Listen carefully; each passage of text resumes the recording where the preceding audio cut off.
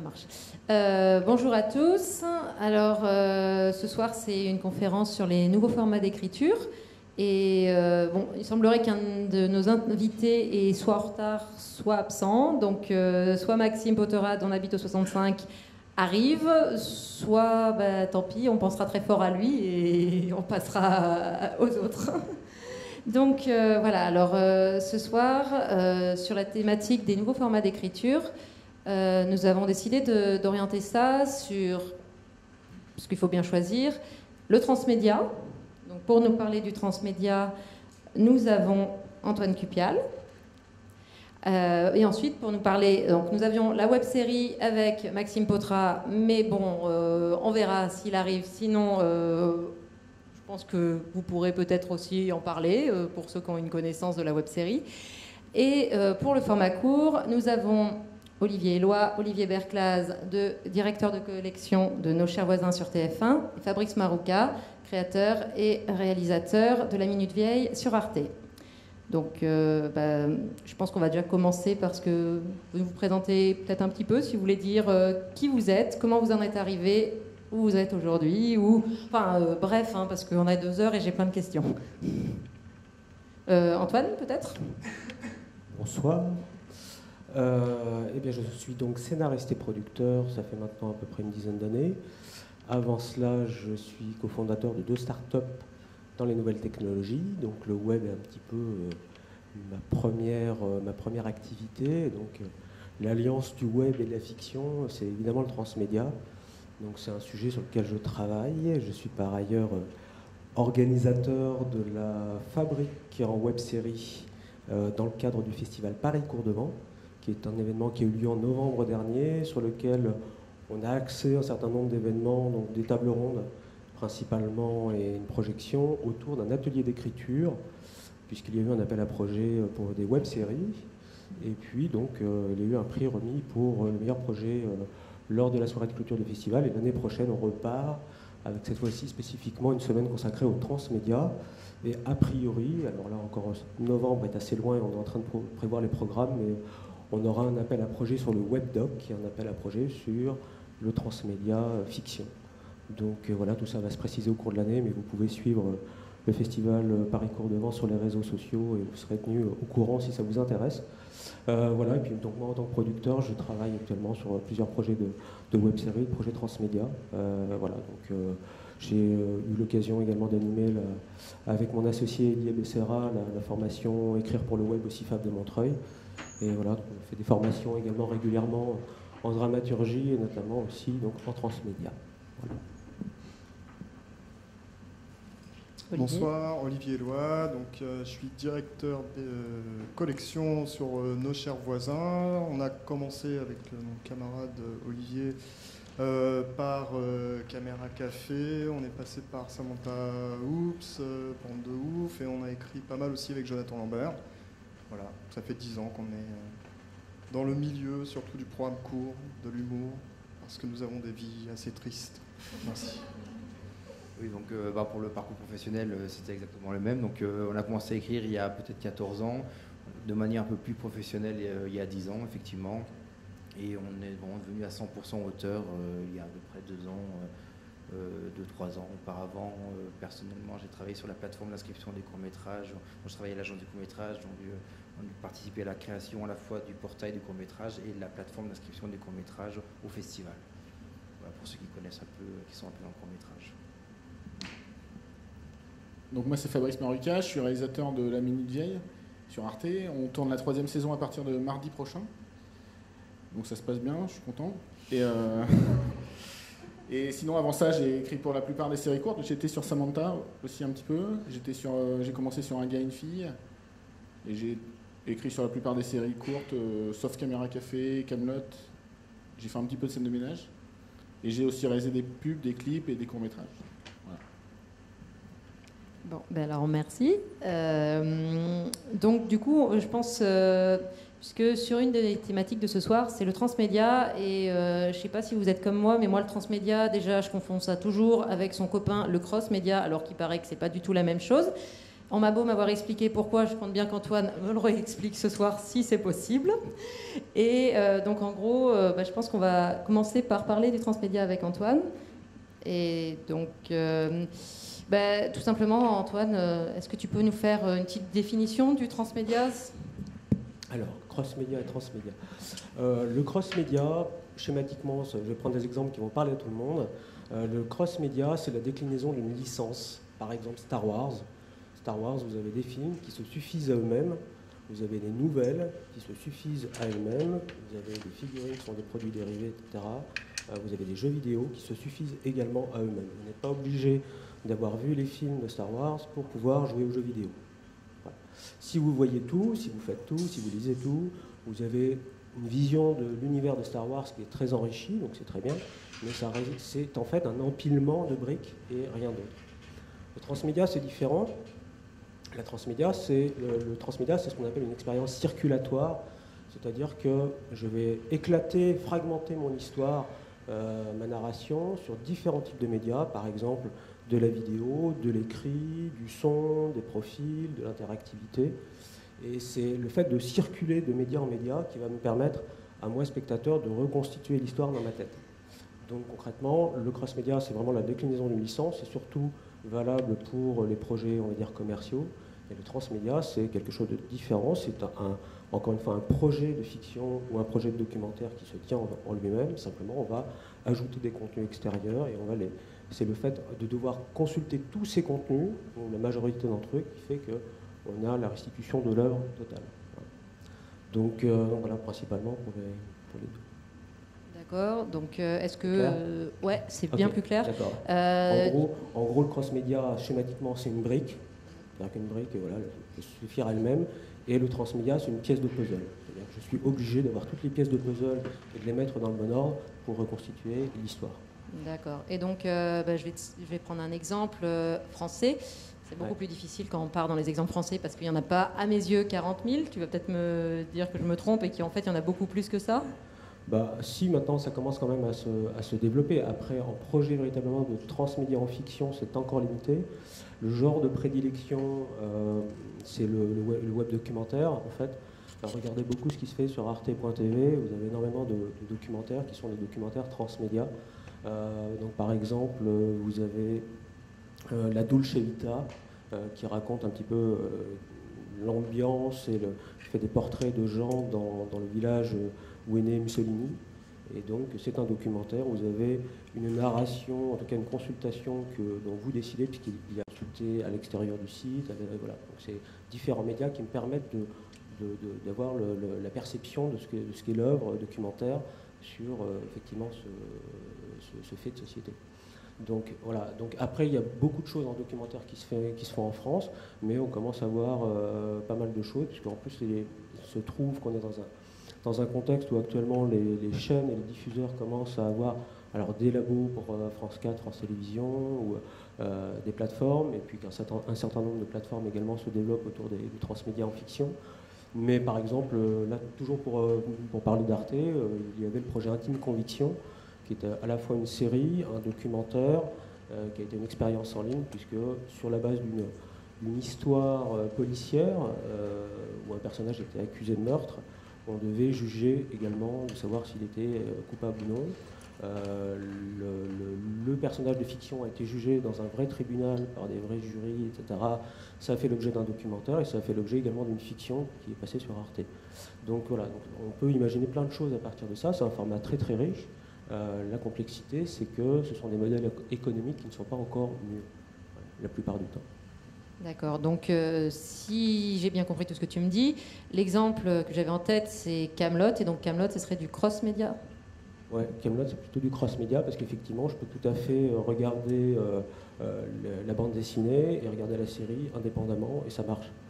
Alors que dans un projet transmédia, si Kaamelott était transmédia, par exemple, je peux reprendre ton exemple, ça voudrait dire que pour comprendre la série, j'ai besoin d'aller chercher des indices dans la bande dessinée, qui elle-même me renvoie éventuellement à d'autres choses, etc. Donc il y a beaucoup de projets transmédia qui sont développés en fiction pour aider des projets de fiction. Au départ, le transmédia, c'est quoi ?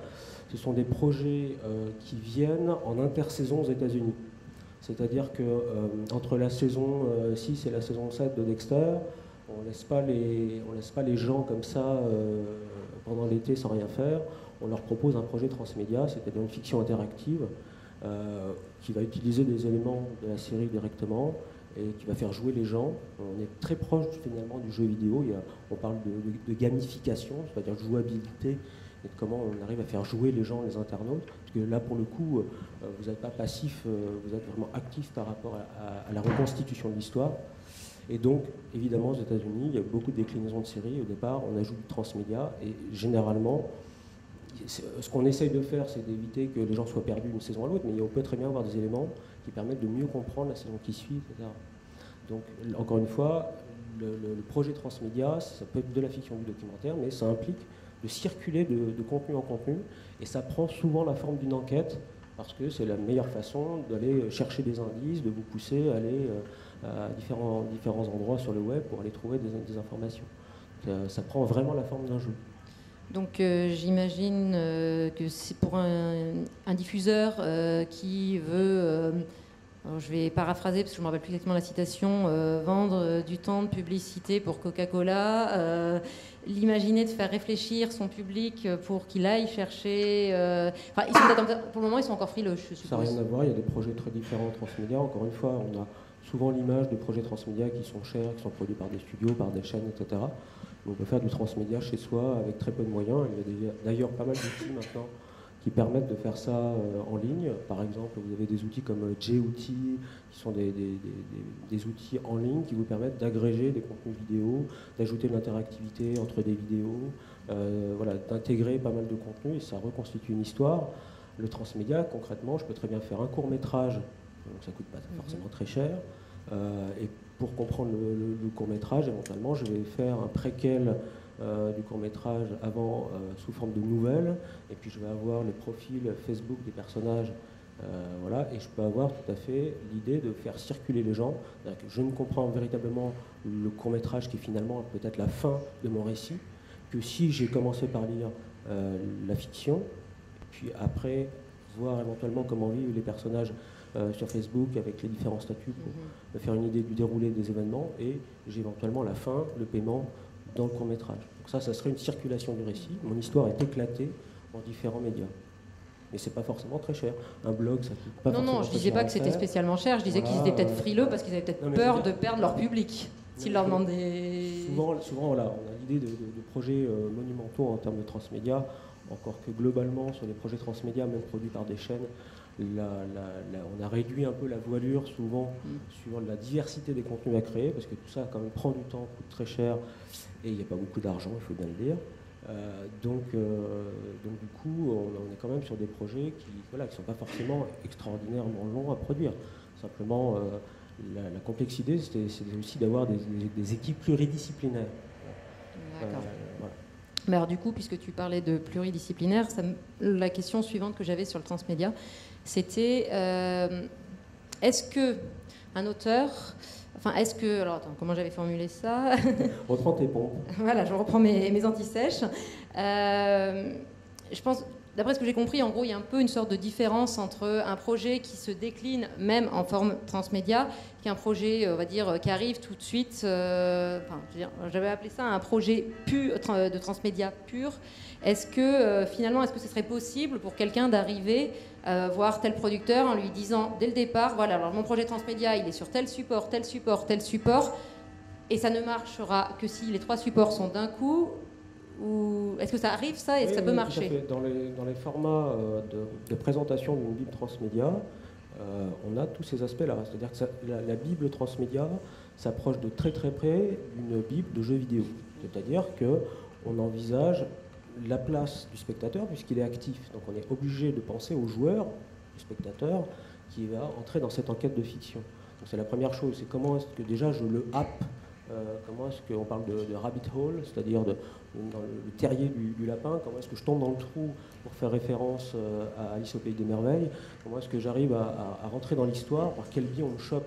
Alors il y a plein d'exemples, il y a des gens qui lancent par exemple des appels parce qu'une personne a disparu, et puis en fait cette personne disparue, c'est un personnage de fiction, donc on commence à mordre à l'hameçon par ce biais-là par exemple. Après il y a évidemment un consentement, c'est-à-dire que c'est comme quand on est gamin et qu'on joue au Cowboy 11 Indiens, on sait bien qu'on joue, d'accord, donc on se prend au jeu. Mais l'idée c'est comment est-ce que j'arrive à choper les gens, à les intriguer, et puis après, donc encore une fois, c'est tout un processus. Donc comment te dire, évidemment, on est obligé de parler de comment est-ce que les gens vont circuler de média en média. Parce que, évidemment, si dans mon histoire, tu es obligé d'aller chercher un indice sur un profil Facebook, comment je suis sûr que tu as compris, toi, que tu dois passer par ce profil Facebook. Peut-être que tu n'as pas du tout l'idée. Donc il faut bien que je prévoie un mécanisme pour pas que tu sois arrêté en plein milieu de l'histoire pour te rattraper et te dire hey, tu n'as peut-être pas pensé à aller voir le profil Facebook. Tu vois, donc comment est-ce que j'accompagne la circulation dans le récit. Ça mène à énormément de problèmes. Il y a un certain nombre de jeux et de projets transmédia qui se jouent en temps réel. Par exemple, on va jouer pendant 2 mois. Il est clair que si vous prévoyez dans votre dispositif que par exemple les gens sont censés jouer chaque jour pendant, ou en tout cas utiliser votre projet ou suivre votre projet pendant 20 minutes chaque jour, si toi tu décides de ne pas jouer parce que tu ne peux pas ou voilà, que tu as autre chose à faire, comment est-ce que le jour d'après tu rattrapes ce qui a été perdu? Est-ce que ça te bloque dans ta progression du récit? Ou est-ce qu'on a prévu un certain nombre de dispositifs pour que la personne qui a loupé 3 jours, finalement elle puisse se raccrocher les wagons? Et que voilà, si j'ai prévu que le mardi, dans mon histoire, j'annonce sur Facebook la mort d'un des personnages, et que ça impacte directement sur ce que tu imagines du récit, de la progression dans l'enquête, si imaginons un meurtrier à retrouver, comment est-ce que toi tu raccroches les wagons après 3 jours où tu n'as pas joué?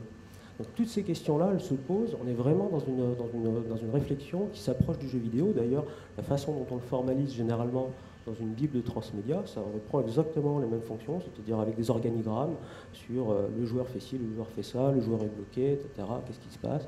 Donc on est très proche de ça, on est très proche de, pour ceux qui sont vieux comme moi, des livres dont on est le héros, qu'on a peut-être lu précédemment, dans les années 90-80. Voilà, donc on est vraiment dans cette articulation-là, et donc on prévoit tout. On est censé tout prévoir, y compris les gens qui sont en rade, y compris les gens qui décrochent, y compris tout ça. Et ça fait partie de la Bible transmédia, qui est un document qui est beaucoup plus important au final qu'un document de Bible télévisuelle. Parce que là, on n'a pas simplement des personnages, des récits, des arches narratives, etc., mais on a de l'interactivité, de type de médias, de l'habillage, de la conception, de la gestion de communauté, etc., etc., etc. Donc, je vous renvoie éventuellement à un document qui existe en ligne sur Internet, que vous trouverez, qui a été produit par un comité australien, qui est une bible en anglais, un exemple de bible transmédia, qui vous fait la checklist de tout ce que vous devez apprendre et ce à quoi vous devez penser quand vous allez vendre un projet transmédia. Voilà. Donc évidemment, quand on commence à mettre le doigt dans le transmédia, comme je le disais, on est déjà avec une vision pluridisciplinaire et transversale. On parle de projet 360 parce qu'il y a un moment, on est obligé de faire face à toutes ces questions-là. On n'est pas juste scénariste, on est un scénariste qui imagine de l'interactivité et faire jouer des gens. Donc ça implique pas mal de choses au-delà simplement du fait d'être scénariste. Ou alors, quand on arrive devant un producteur, c'est pas juste avec un projet dont on dirait que, mais si c'est pas un projet assez complet parce qu'on n'a pas les compétences, dans ces cas-là, on va aller chercher un petit peu comme on le fait sur de l'animation. Et évidemment, quand vous allez proposer un projet d'animation à une prod, s'il n'y a pas un storyboard, s'il n'y a pas des esquisses, s'il n'y a pas des images pour accompagner le récit, 90% du temps, c'est mort. On a besoin d'avoir un support. Donc vous devez, vous, en tant que scénariste, travailler immédiatement avec un dessinateur, etc. Peut-être que quand on a des projets transmédia, on va directement se rapprocher de gens qui connaissent le développement, la conception vidéo, l'interactivité, etc. Donc on est déjà en train de passer un cran vraiment au-dessus de la fiction. Bon, merci Antoine, c'était très clair. Mais surtout, du coup, ça répond à la question que j'avais derrière. Et alors, un tunnel d'un quart d'heure. En fait, moi, j'avais une question qui était un peu quelles étaient les spécificités du transmédia. Bon, tu viens d'y répondre, donc on va enchaîner puisque c'était une question qui était portée sur les autres projets. Donc, en gros, j'avais une question qui était comment est-ce qu'on écrit. Excusez-moi.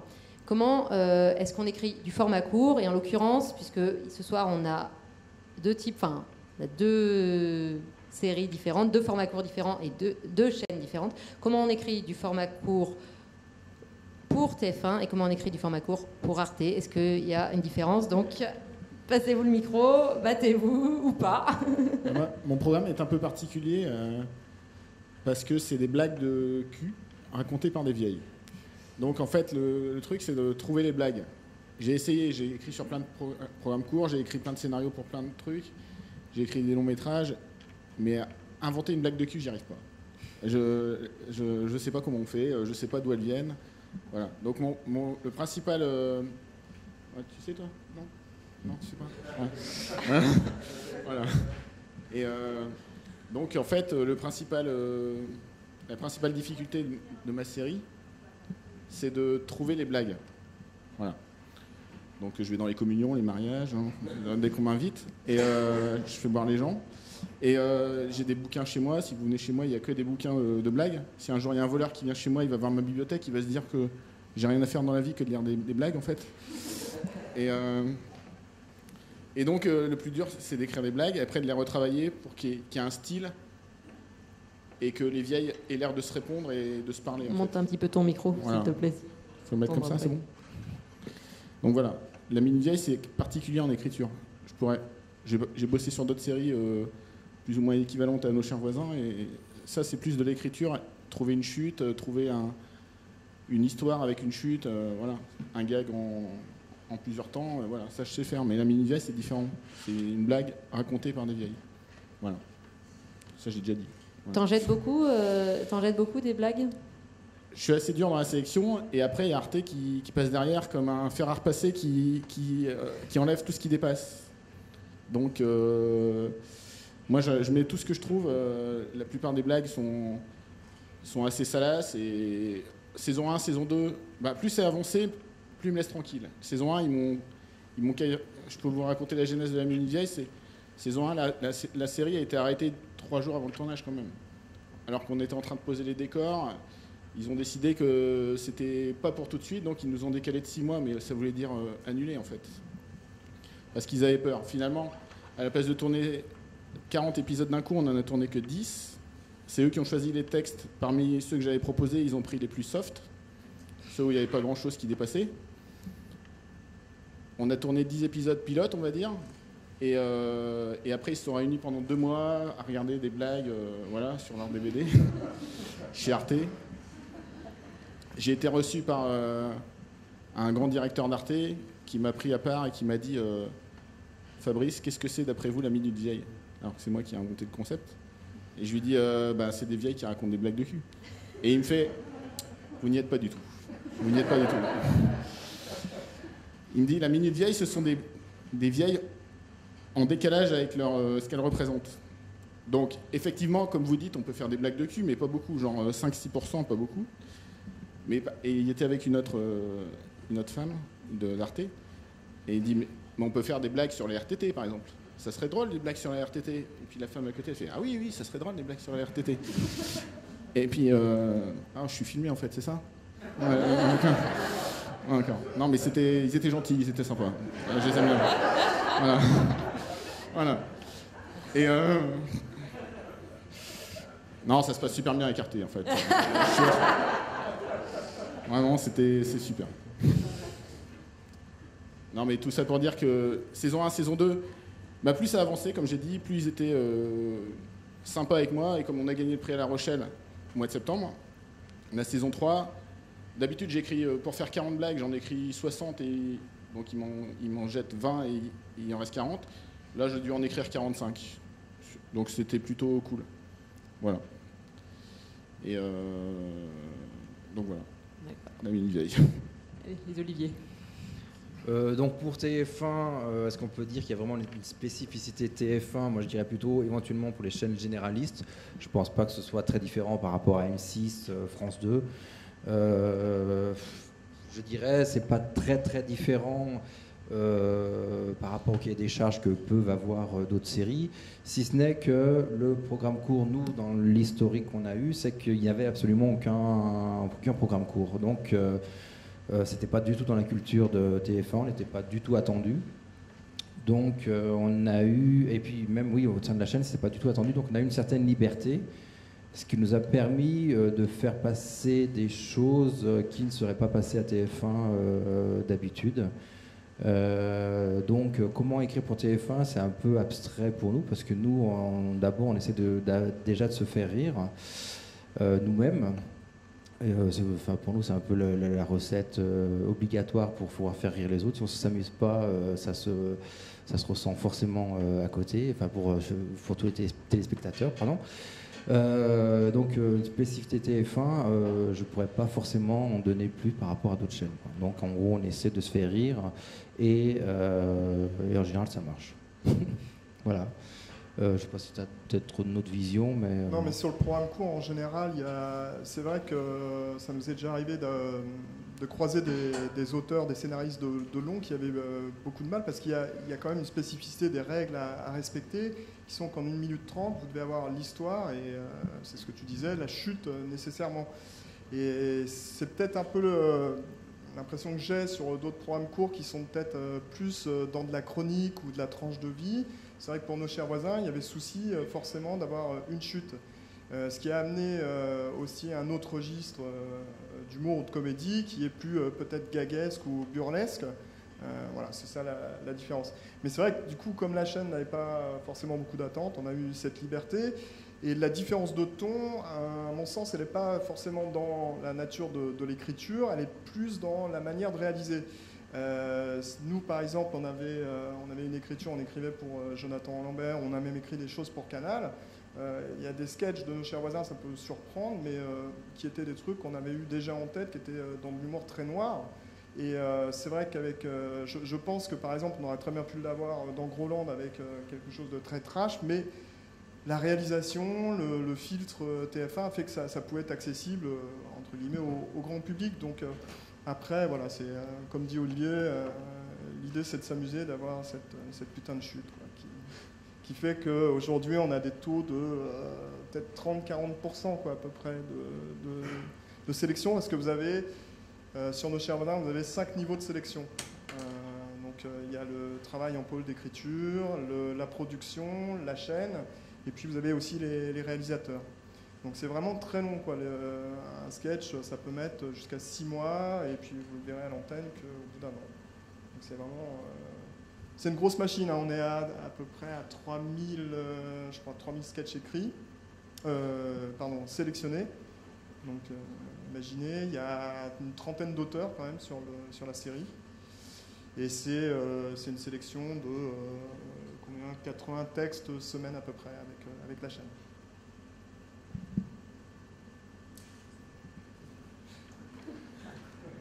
Mais on s'amuse, hein.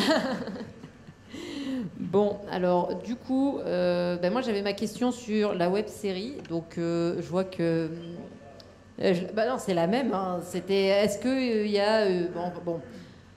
Voilà, en fait, la question suivante, qui était entre autres toujours sur la web série, qui était quelles étaient les spécificités de la web série et est-ce qu'il y a fondamentalement des différences entre une web série et un format court ou est-ce que c'est simplement une question de production?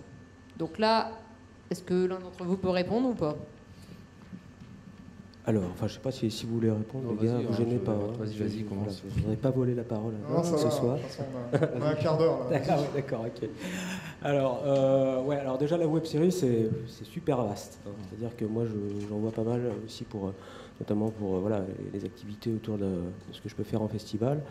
Donc ça va de l'amateur total qui va tenter d'imiter Norman tout seul devant sa webcam, avec un son pourri, avec un texte pas drôle, et on sent bien qu'il n'est pas acteur, à des choses très élaborées, avec beaucoup de budget, parce que nous en sommes à plusieurs saisons. Évidemment, le symbole de tout ça, c'est le visiteur du futur. Mais voilà, donc il y a une grande variété dans la web série. Je ne parle pas de la web série de web documentaire, c'est encore quelque chose d'un peu spécial qui s'approche plus du reportage véritablement que la série. Donc là-dessus, il y a des budgets très différents. Ça va, alors Maxime qui devait être là ce soir, qui fait la web série On habite au 65. Au départ, c'est un projet qu'il a initié lui-même. Il n'y a personne qui finance à part lui, et l'épisode, je crois que de mémoire, parce que je l'ai eu sur ma table ronde aussi, également à la fabrique, je crois qu'il nous avait dit, voilà, c'est le budget de l'épisode, c'est 100 € maximum, quoi. En gros, c'est ce qu'on a dans les poches. Et puis on se débrouille avec le système D. Son équipe est composée de gens qu'il fait bosser par ailleurs sur des projets de publicité ou de fiction payée.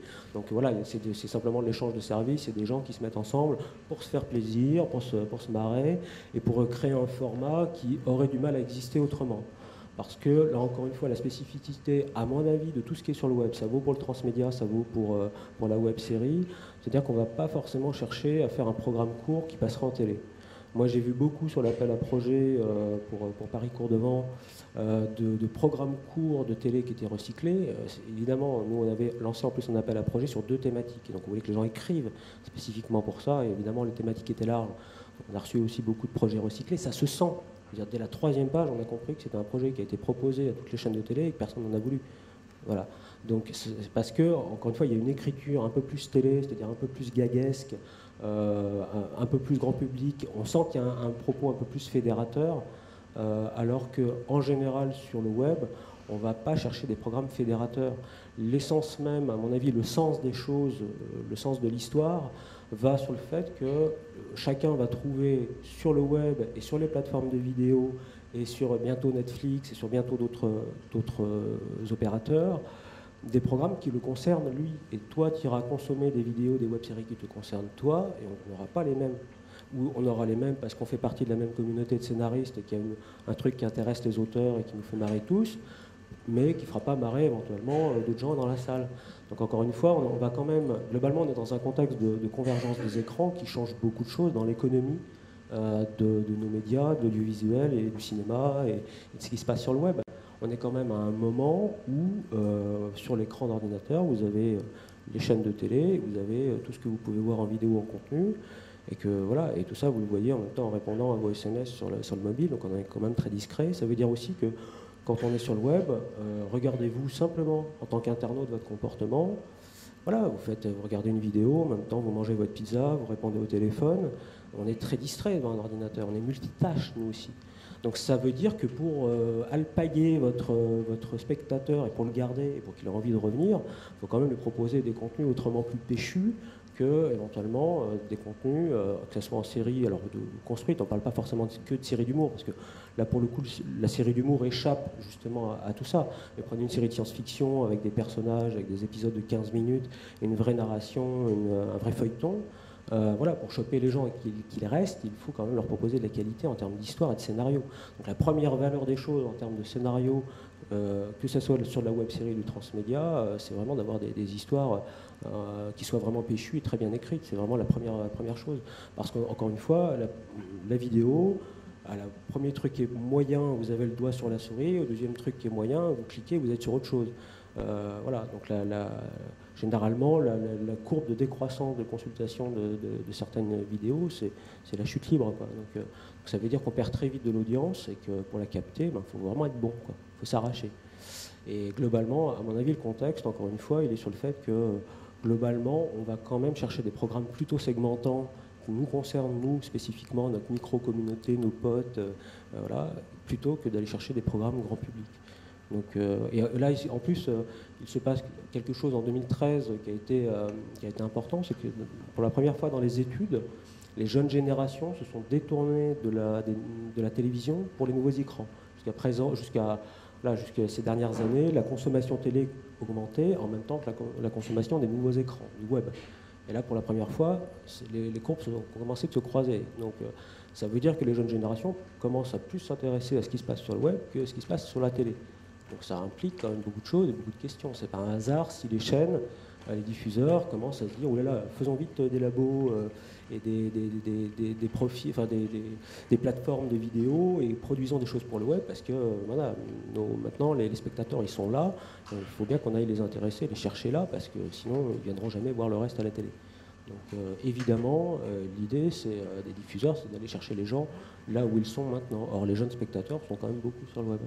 Alors après, en termes de web-série, effectivement, la spécificité, c'est qu'il il y a 2 web-séries. Il y a celle qu'on va réussir à produire avec de l'argent, parce qu'on a soit des aides publiques, ça peut arriver. Il y a un certain nombre de dispositifs au CNC, notamment pour ça. Après, ce qui se développe beaucoup, c'est le brand content, c'est-à-dire la fabrication, avec mon anglais impeccable bien sûr, c'est la fabrication en tout cas de programmes via des marques, c'est-à-dire que voilà, vous avez pas mal de web-séries, notamment les colloques qui avaient été produits par BNP Paribas et qui est à l'initiative donc quand même d'une banque. Plan Bise qui a été également produite par la Chambre de commerce, enfin, en tout cas le ministère du Commerce, qui voulait inciter les jeunes à l'entrepreneuriat.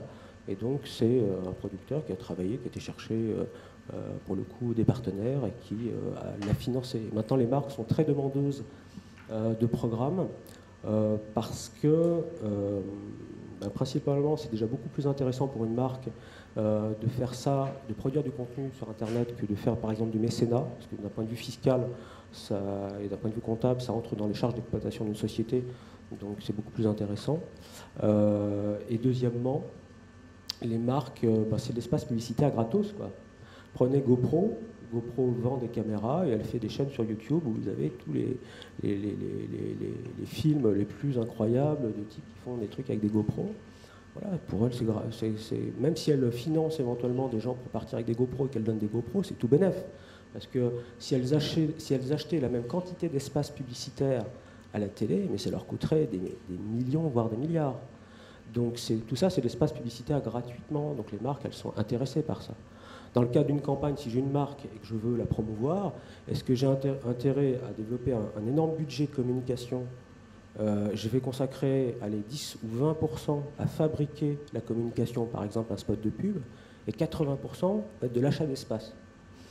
Il vaut peut-être mieux que je dise finalement, déjà mon budget général, je vais le réduire, et puis je vais consacrer 80% à créer des contenus, et puis 20% éventuellement à mettre une petite impulsion pour lancer un peu la machine. Le reste, si je fais des bons programmes, si je mets vraiment de l'argent sur la création, et dans ces cas-là, les internautes vont faire le travail à ma place, ils vont le diffuser à leurs amis, et je vais m'adresser en plus directement à une communauté de gens qui intéressent, qui sont exactement mes valeurs, ce que j'ai envie de promouvoir comme idée, etc. Ou simplement produire des programmes qui n'ont rien à voir avec mon produit, mais qui intéressent mes clients, parce que je sais que c'est un moyen de leur parler. Donc il y a des moyens de financement maintenant, beaucoup avec les marques, et on peut aller chercher des budgets auprès des marques. Ça implique pas mal de choses en termes d'écriture, parce qu'il faut travailler avec eux, mais c'est possible. Voilà.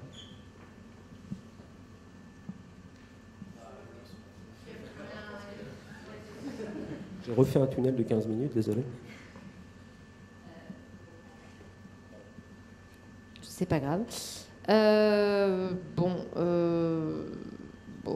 J'avais encore une question sur la web-série, mais je pense qu'on va peut-être passer aux autres questions. Au pire, on reviendra dessus. Voilà. Alors, j'ai une question très, on va dire, très universitaire. Donc, vous allez l'entendre et après, derrière, vous allez me demander de l'expliquer. Et moi, je vais m'arracher les cheveux. Donc, quels sont les enjeux et problématiques de ces nouveaux formats d'écriture ? Ceci dit, je peux la sauter et comme question, c'était plus parce qu'il fallait la poser. Mais est-ce que il y a un enjeu, on va dire, voilà, plus. Est-ce qu'il y a un enjeu à écrire le transmédia, on a vu un peu tout à l'heure. Le format court, autre que l'enjeu financier, est-ce que vous voyez un enjeu peut-être créatif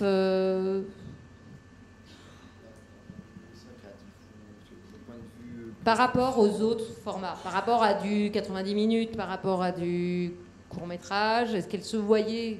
Pourquoi vous avez envie de faire ça en fait? Je pense que c'est tout simplement ça, je pose la question derrière. Pourquoi? Moi perso, j'ai pas trop envie de faire ça. Moi j'aime bien les trucs qui se terminent, où il n'y a pas besoin de chercher l'explication ailleurs. Je conçois que ça existe, hein, mais je pense que c'est pas trop mon truc, quoi. J'aime bien les trucs qui suffisent à eux-mêmes. Moi, c'est plutôt le registre, c'est-à-dire que la comédie, elle n'existe pas réellement dans les autres formats, en fait, de toute façon, à la télévision. C'est-à-dire que quand vous êtes sur du 52, Le terme comédie est un peu un terme fourre-tout, quoi. On a du policier, on a du mélo, et puis après... Oui, Fais pas ci qui est je dirais, peut-être l'exception vraiment en comédie pure, mais le reste, c'est plutôt... ils ne savent pas où classer le reste, donc on appelle ça de la comédie, mais voilà, on est plutôt sur d'autres formes d'enjeux. Et quand on veut vraiment aller faire de la comédie, à la télé, ouais, c'est vrai qu'il n'y a que le programme court ou certaines émissions... Tu as les séries de Canal comme Kaboul Kitchen, Platane. Ouais, c'est sur Canal qui seulement. sont les 26 minutes. Qui sont les 26, quoi, qui ne sont pas sur les 52. Les chaînes aujourd'hui, ça commence tout juste le 26. Arte, je crois qu'ils vont commencer Arte des 26. Donc tu veux me contredire, c'est pas sympathique. Ouais. Non, mais TF1. Non, mais bon, excuse-moi. Non, mais excuse-moi. Et puis après, c'est qu'on est aussi, c'est assez cloisonné. Hein, c'est-à-dire que on a commencé par le programme court, on reste dans le programme court et au même titre que vous avez écrit pour TF1, vous ne savez faire que du TF1. Donc ça, c'est aussi un piège qu'il y a pour l'auteur, le scénariste, c'est d'arriver à sortir de ces trucs-là, parce que les gens ont très vite fait de vous mettre une image, vous collez une image, quoi. Voilà. Donc, après, et puis forcément le réseau qui fait que on entend parler des projets en fonction des autres auteurs qui tournent, quoi. C'est vrai que Fais pas ci, c'est un peu l'exception, et encore, Fais pas ci n'existait avant, c'était un 26. Oui, c'était un 32, quelque chose comme ça. Il avait un format très bâtard, le pilote. Il faisait même pas 26. Je crois que c'était au-delà du 26. Ouais. Tout le monde croit que c'est un 26, mais c'était un 45. Donc c'est vrai que la comédie, 90 c'est fini, 52 ils n'y arrivent pas, c'est plus du feel good. Effectivement, c'est un fourre-tout. Donc alors Canal, ça peut à part, mais le schéma est un peu pas le même. À part le 26, il y a beaucoup de programmes courts, ils se développent aussi. Donc c'est vrai que la frontière entre la web-série, entre la chaîne, entre les chaînes YouTube qui sont en train de développer, même France 4 essaie utilise un peu un laboratoire. Mais en comédie pure, c'est un peu le programme court qui prévaut dans le domaine de la comédie, quoi. Moi, je vois un enjeu là-dessus, sur ces programmes courts. C'est vrai pour la web-série d'humour également. Tu l'as dit tout à l'heure, c'est le fait que ce sont des séries qui sont industrialisées. Fait partie des rares séries où c'est industrialisé. C'est-à-dire que vous avez des commandes de centaines d'épisodes, et derrière, il va falloir quand même avoir un pool d'auteurs, des directeurs littéraires, tout un processus de fabrication, d'écriture, de tri des textes, etc., qui fait que tout au long de l'année, vous allez recruter des auteurs, travailler avec eux, sélectionner des textes. Tout ça, c'est un gros travail qui est souterrain, mais c'est un véritable enjeu parce qu'il y a un devoir d'efficacité dans l'humour. Voilà. Un sketch pas drôle, il passe pas, quoi. C'est juste, voilà. Donc cette exigence par rapport à la comédie, c'est quand même c'est lourd, quoi. C'est complexe d'aller chercher, de faire pondre du texte, etc., de revenir, de faire ce travail-là, et ça fait partie quand même des rares séries qui sont vraiment dans un processus industriel, avec Le Village français, Frédéric Krivine, où là il y a des poules d'auteurs, et qu'également on a ce même processus. Il avait installé des PJ d'ailleurs, c'est le premier à l'avoir fait en France. Mais voilà, ça fait partie vraiment c'est une grosse machine, quoi, je trouve. Enfin, je sais pas. Et c'est vrai qu'il y a des enjeux économiques au niveau de la chaîne. Il y a eu un peu deux époques sur les 15 dernières années. Bon, il y a eu l'époque Un gars, une fille et Caméra Café qui a créé un précédent. Donc ça a été vraiment une vraie manne, un vrai succès, même financier, hein, pour la chaîne. De toute façon, il ne faut pas se leurrer. On travaille pour des chaînes qui ont des objectifs financiers, hein, donc il ne faut pas se leurrer. Alors après, c'était la ruée vers les programmes courts. Tout le monde cherchait des programmes courts. Et il y a eu beaucoup, mais c'était bon. Il y avait un cimetière, le cimetière des programmes courts était rempli. Donc il y a eu un grand creux. Tout le monde a commencé à abandonner ce format-là. Et Scène de ménage a fait que c'est reparti. Et là, on a la deuxième vie. On se retrouve dans le même contexte. Donc tout le monde recherche des programmes courts. Et on revit à peu près la même chose, on lance beaucoup de choses, donc on voit France 2 qui essaie de faire pareil, qui a du mal à trouver une nouvelle marque, entre guillemets, et voilà, on a l'impression de vivre deux fois la même situation au niveau des programmes courts, quoi. Je parle en termes d'enjeux, on va dire artistico, financiers.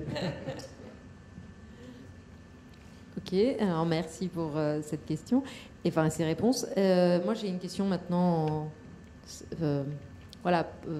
plus vous, est-ce qu'il y aurait des choses que vous aimeriez voir, faire, écrire, mais pour lesquelles le média à l'heure actuelle n'est pas disponible, ou si le média est disponible, la réception n'est pas, enfin, l'attente n'est pas là? Oui, bah, ça rejoint un peu la question du cahier des charges et aussi la problématique de ce que tu soulevais sur la web série, qui est le côté segmentant et le côté fédérateur. Là, on est dans cette contradiction, c'est-à-dire que la chaîne, même Canal, il faut le dire, c'est qu'ils veulent toucher le maximum de public, alors que le format Internet, effectivement, se permet d'être un peu plus subversif et d'être un peu plus segmentant, entre guillemets, et la chaîne ne veut surtout pas être segmentante. Je parle pour les généralistes, bien sûr. Donc, effectivement, nous, personnellement, on a des choses qu'on voudrait voir et qu'on sait qu'on ne verra pas, qui sont des choses un peu plus burlesques, un peu plus déjantées, et on sait que au niveau des chaînes, ce sera compliqué, et on pense plus au format Internet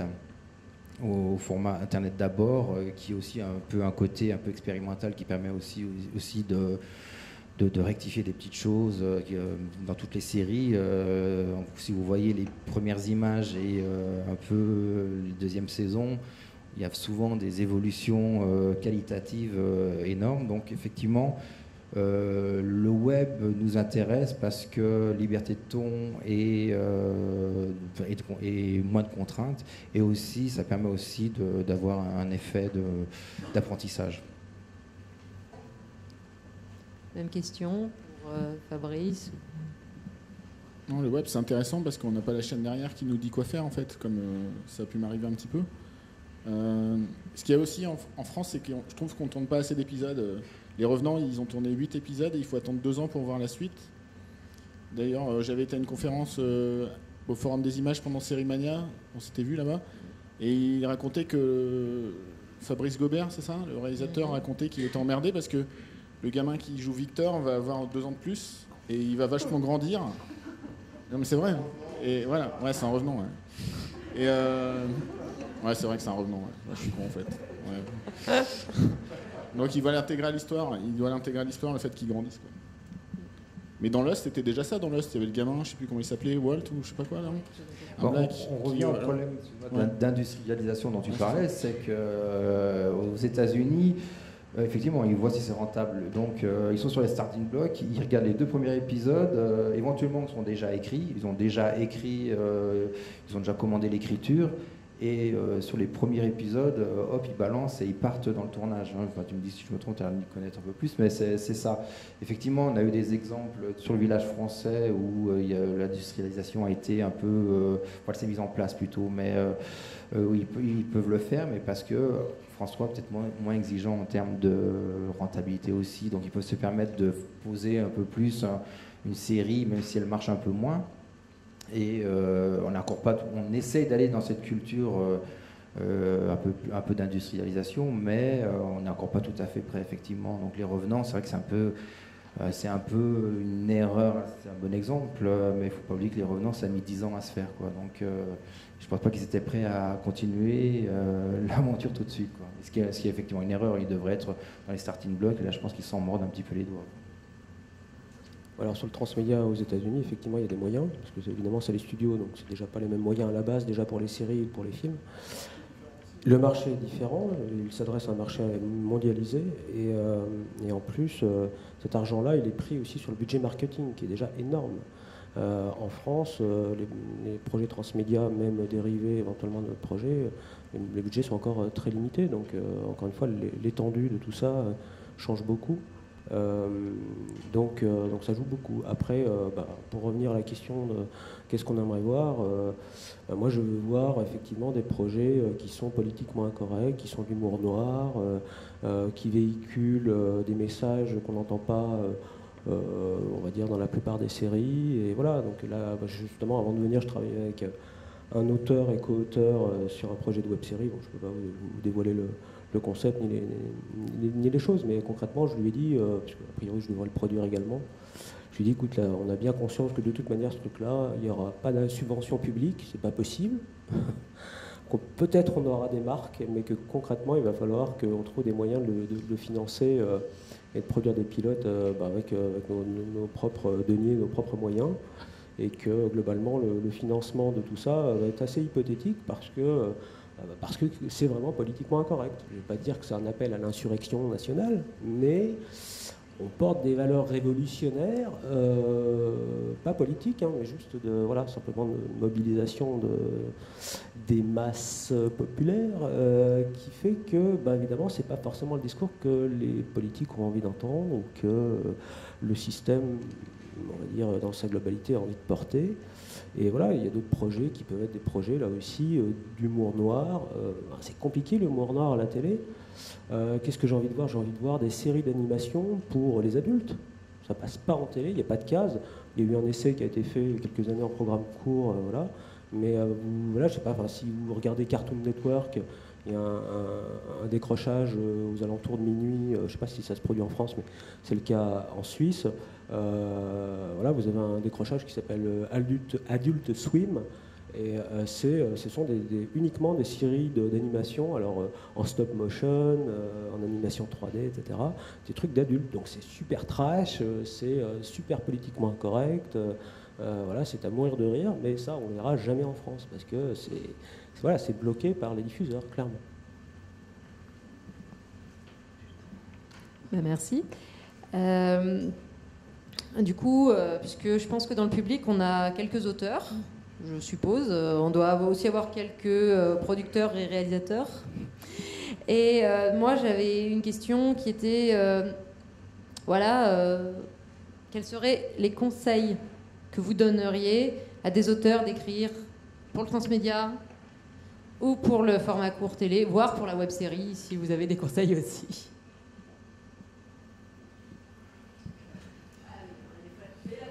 Il y a peut-être deux cas de figure. Il y a ceux qui veulent intégrer une série qui existe déjà et les personnes qui essayent de vendre un programme en tant que tel. Pour les premiers, d'ailleurs, effectivement, je peux conseiller à ceux qui ont des velléités à créer leur série, c'est aussi de se faire les dents, d'apprendre. Parce que, mine de rien, on pense que c'est facile, 1 minute à faire un sketch, et je crois que c'est l'exercice un des plus difficiles.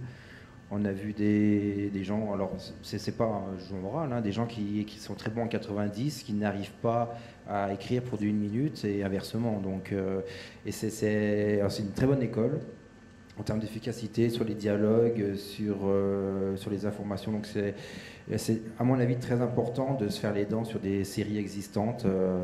Il y a un effet d'apprentissage qui est à mon avis indispensable. Après, pour la vente de programmes, là c'est plus compliqué. C'est un peu, il faut très bien connaître les chaînes. C'est vrai, peut-être l'erreur, c'est qu'on a effectivement des fantasmes. Les chaînes et les prods, oui, effectivement, il faut connaître à quel interlocuteur s'adresser, mais il faut aussi savoir, on a tous des velléités à être super créatifs, à vouloir révolutionner, avoir l'idée révolutionnaire, et quand on se rend compte du fonctionnement des chaînes, il faut vraiment savoir à qui on s'adresse et pourquoi on veut passer à TF1, M6, même maintenant D8. Vous savez, il y a quand même pas mal d'opportunités au CS, Orange, qui a une marge de créativité un peu plus large, mais par contre, il faut aussi connaître les contraintes de coût, c'est un peu le côté négatif. Il y a des coûts, des contraintes de coûts qui sont très, très contraignantes. Moi, je dirais aussi de ne pas se décourager parce que ça va être un parcours semé de frustration, en fait, puisque vous n'arriverez jamais à créer ce que vous souhaitez, réellement, quand on écrit pour un programme court. Et qu'on va vous expliquer ce qui est drôle. On a même eu certains producteurs qui nous faisaient des courbes du rire. Donc, vous allez avoir des gens qui s'y connaissent mieux que vous. Tu l'as rencontré aussi, non? Ouais, je crois qu'on l'a tous rencontré. Et il faut persévérer, quoi. Et c'est vrai qu'il y a quelque chose qui est en train de changer aussi chez les auteurs et les scénaristes, c'est cette envie de travailler en groupe qu'on ne rencontrait pas nécessairement il y a 10 ans. Le métier était beaucoup plus individualiste. Et aujourd'hui, on ressent cette envie quand même d'écrire en groupe, de s'écouter, d'échanger. Et je pense que c'est la meilleure chose pour progresser collectivement, quoi. Voilà. Donc, allez-y. Bonne chance. Moi, si je peux donner mon exemple, moi j'ai tourné La Minute Vieille, c'était un court-métrage que j'ai tourné exactement, je me rappelle la date, le 8 mai 2008. Et le premier jour de tournage de la série, c'était le 29 novembre 2011. Donc j'ai mis 3 ans et demi. Entre-temps, j'ai failli être sur Canal, j'ai failli être sur RTL9, j'ai failli être sur Série Club, j'ai failli être dans l'appel de France 4 sur les nouvelles écritures. Et finalement, à chaque fois, c'était oui, et puis quelques semaines après, c'était non. Il ne faut pas se décourager. Si ça doit se faire, ça se fera, je pense. Donc, il faut y croire.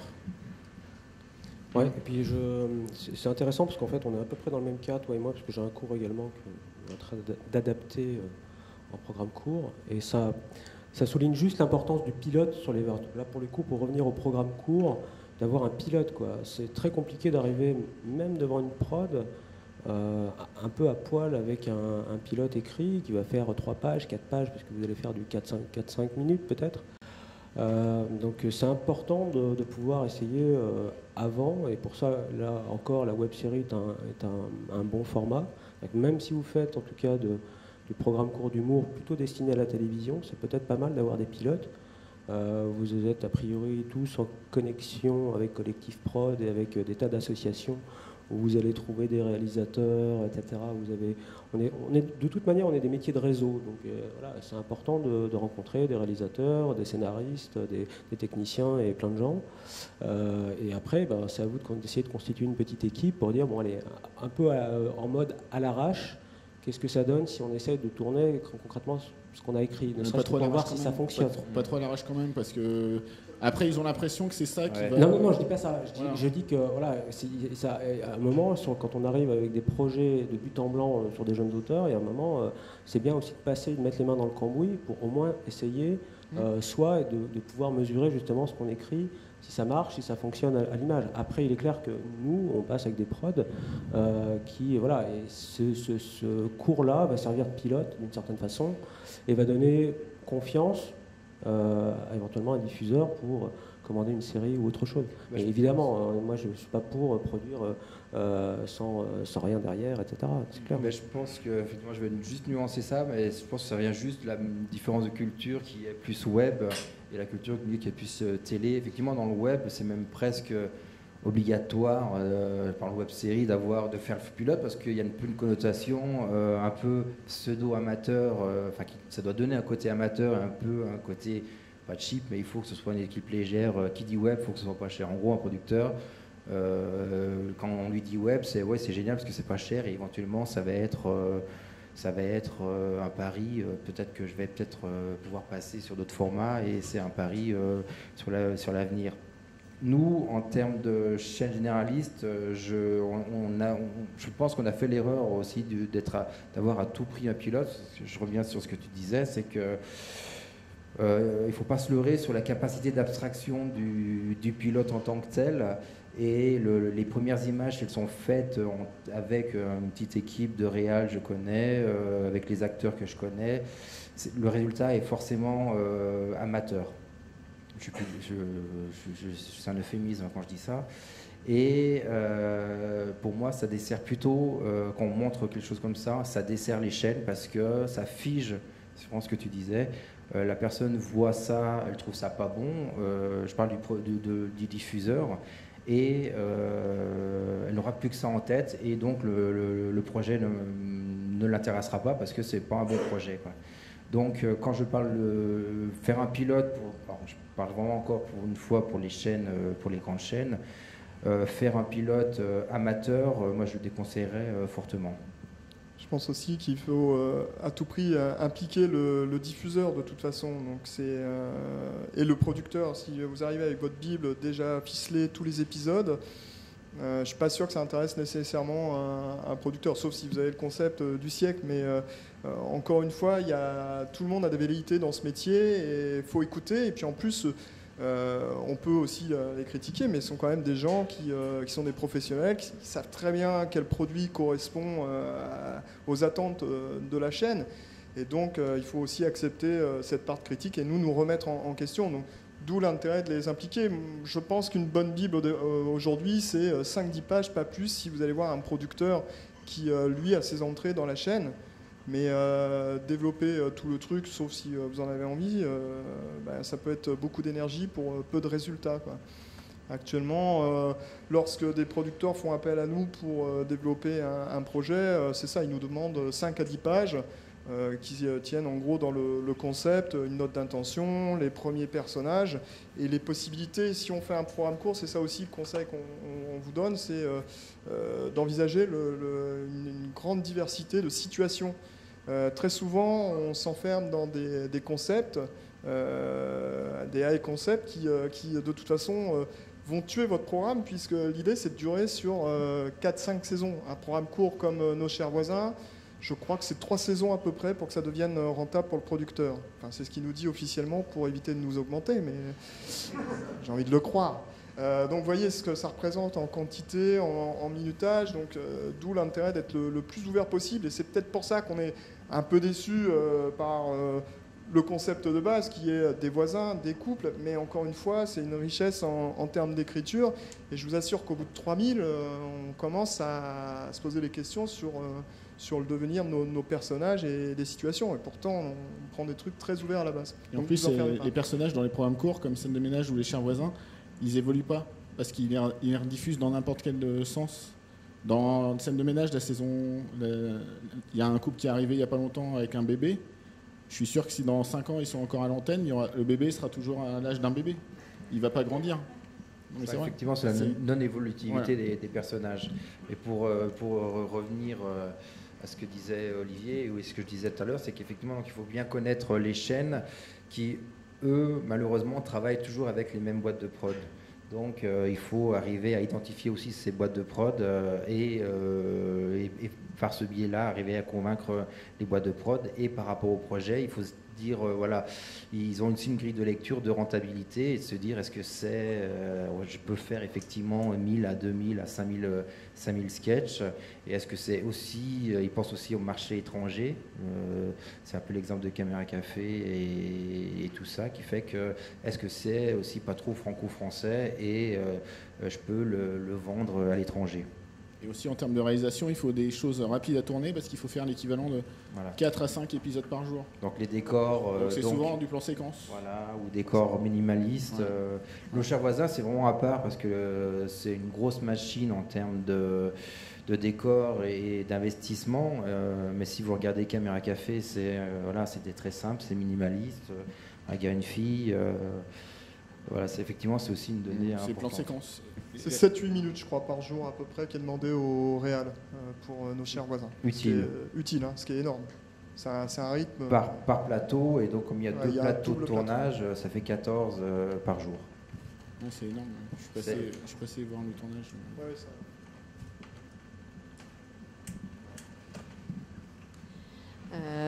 Alors en fait, vous avez répondu à une autre question que j'avais, qui était sur la question production, réaliser un pilote ou pas.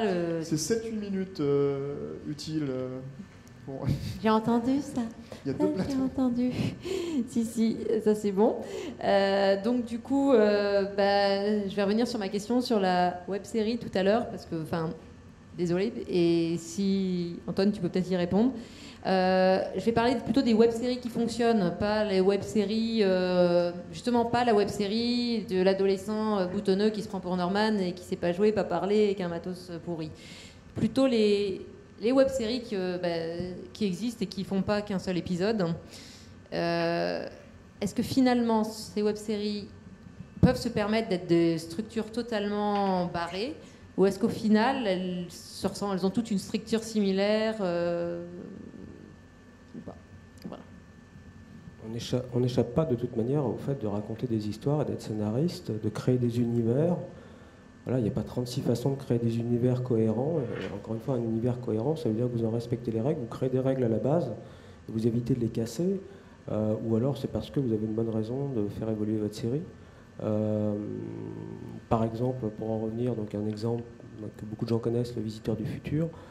Au départ, c'est une série d'humour, toujours avec des sketchs très courts, avec très peu de moyens. Et puis au fur et à mesure, c'est devenu feuilletonnant, c'est devenu un vrai feuilleton, il y a des gros moyens. Donc voilà, le succès aussi peut changer les choses d'une web-série, évidemment, parce que je parlais tout à l'heure de faire un pilote en web-série, en tout cas de toute manière de s'exercer, ça ne veut pas dire forcément que vous allez le mettre en ligne, surtout si c'est de mauvaise qualité, je ne vous le conseille pas. L'idée, encore une fois, d'avoir du réseau et de travailler avec des réalisateurs professionnels, des gens, des techniciens, c'est aussi d'avoir une qualité de pilote. Parce que même comme Maxime qui fait On habite au 65, c'est une qualité professionnelle. Ce ne sont pas des sous-réalisateurs, des sous-scénaristes, des sous-acteurs, etc. Ce sont des gens, des professionnels qui essayent de construire quand même un programme qui se tient. Donc encore une fois, l'idée de l'évolution peut amener des changements, mais encore une fois, on reste dans un univers cohérent, d'un concept qu'on a créé, des personnages. Et ça, c'est le boulot, c'est le même qu'en télévision. Simplement, c'est le format qui est différent, c'est la façon dont vous vous adressez au spectateur qui est différent, c'est-à-dire que c'est pas la même connivence qu'on a avec un internaute qu'on a avec un spectateur de télévision. On essaie de le recréer en télévision parce qu'on a besoin d'avoir des gens fidèles, etc. Mais globalement, il y a beaucoup plus d'interactivité avec les communautés d'internautes qui peuvent même influer un peu des fois sur le cours de l'histoire. Certaines séries sont conçues justement pour donner la parole aux spectateurs et pour choisir la suite de l'histoire, etc. Donc encore une fois, je pense que la web-série, c'est pas une sous-fiction, hein, ça reste la même chose. Simplement, on crée des univers et on essaie de les respecter. Bon, merci. Alors, donc en gros, moi j'ai plus de questions parce qu'ils ont répondu à la dernière. Mais du coup, avant de vous laisser la parole au public, puisque je pense que certains d'entre vous ont sûrement des questions, je voudrais juste faire en gros, voir si j'ai bien compris quelque chose. Enfin, j'ai compris plein de choses, mais si ça c'est... Donc en gros, si on veut écrire de la comédie, le format court, c'est une bonne chose. Enfin, si on veut, le format court, comédie, ça va de pair. Si on veut écrire du policier, le transmédia, vu que ça a l'air d'être traîné, enfin les enquêtes, il y a un processus d'enquête qui m'a l'air d'être assez compatible avec le transmédia. Et donc en gros, si on veut écrire quelque chose de totalement barré, mais de le faire bien, la web-série. Une bonne conclusion ? Pour le policier, on peut dire quand même qu'il y a quand même pléthore quand même sur la chaîne généraliste. Si là, il y a un domaine où le policier, on en a un peu de partout, entre Profilage et Julie Lescaut. En nouveau format, on va dire. J'allais dire en nouveau format, parce que oui, on a du 52. Quoique, ce soir, on n'a pas du tout parlé de 26, parce que c'est pas vraiment, à mes yeux, un nouveau format. Quoique à la télé, on n'en voit pas tant que ça. Il y en a très peu, c'est un peu l'Arlésienne, on en entend parler, tout le monde fantasme dessus.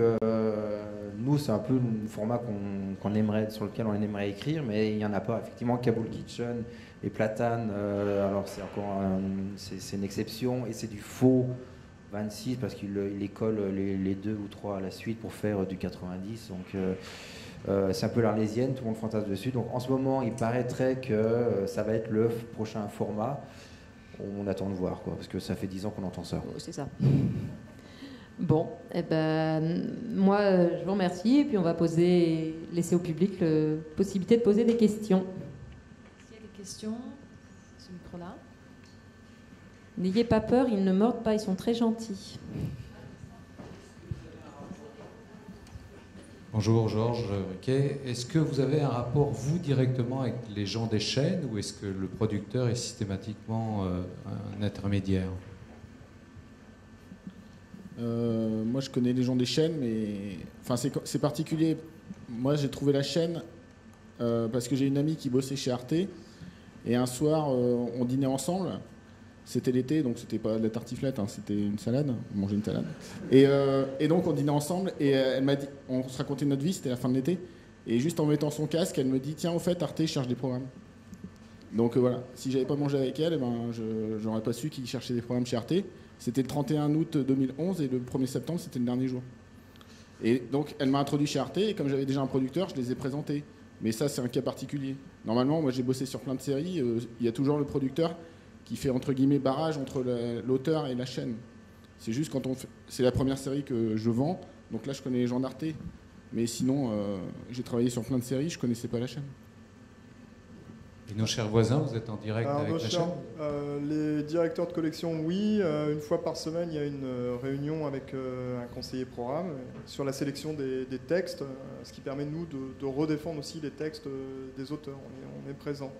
Mais ça, c'est dans le travail, une fois que la série est installée. De toute façon, c'est ce que je disais, pour la démarche, là, bon, c'était exceptionnel, c'est les productions, quoi, de toute façon. Et la chaîne... non, même dans les grandes orientations, à vrai dire, c'est vrai que ça se passe essentiellement avec le producteur. Et on cherche surtout un producteur, quand on a une idée de série, en fonction de ce qu'on veut faire, on cherche un producteur qui connaît telle chaîne, parce qu'on sait que telle chaîne recherche ce type de programme.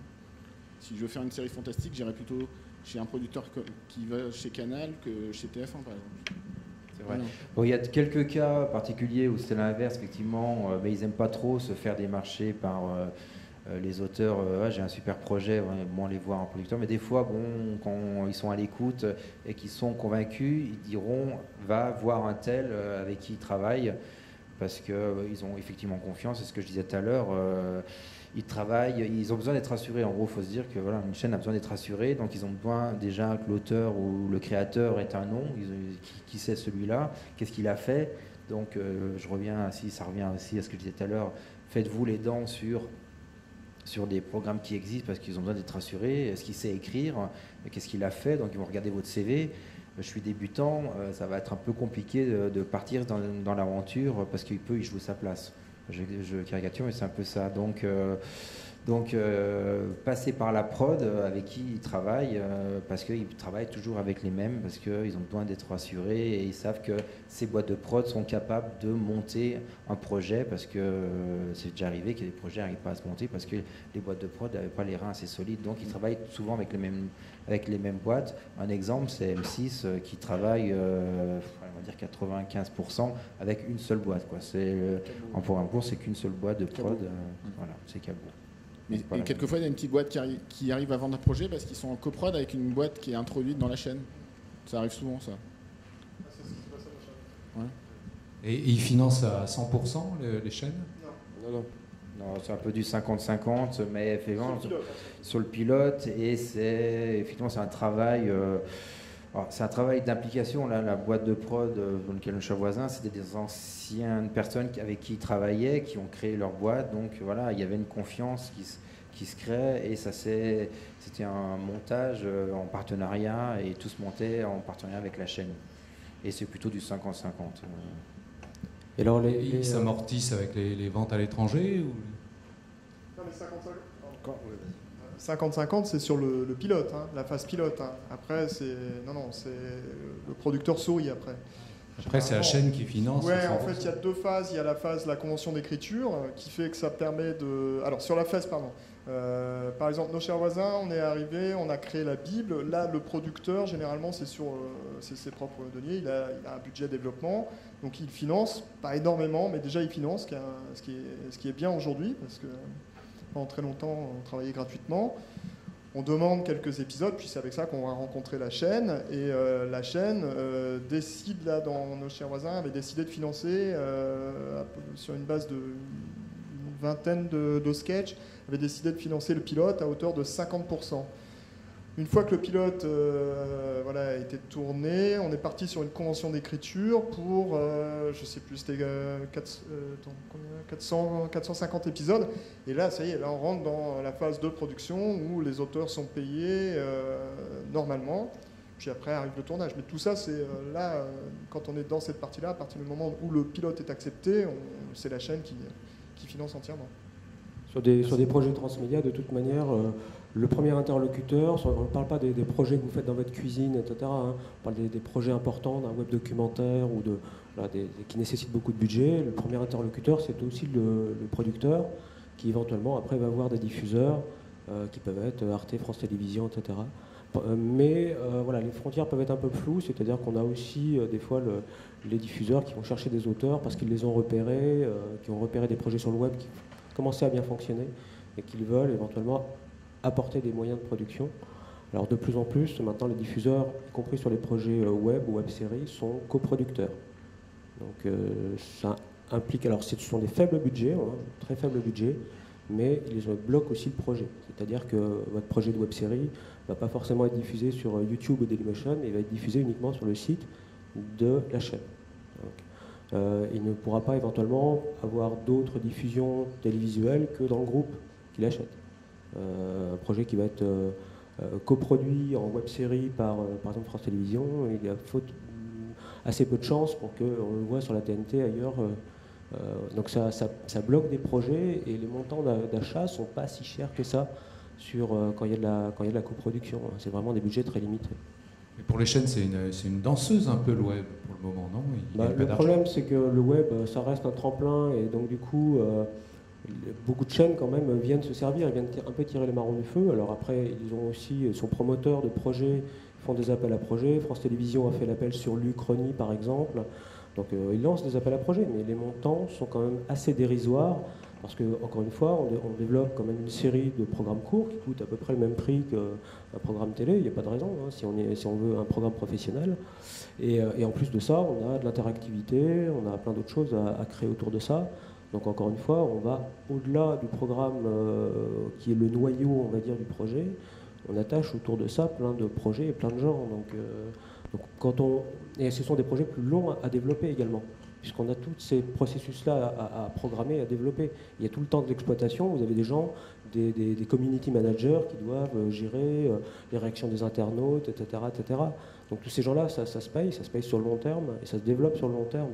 Et quand on fait le ratio entre le temps de développement d'une équipe pluridisciplinaire et les montants qui sont en pré-achat, en achat, en coprod, finalement, c'est pas énorme, quoi. Donc, on va récupérer un peu de webcozy, on va récupérer éventuellement des aides à droite à gauche, mais ça reste quand même des budgets très faibles en regard du travail qui est demandé.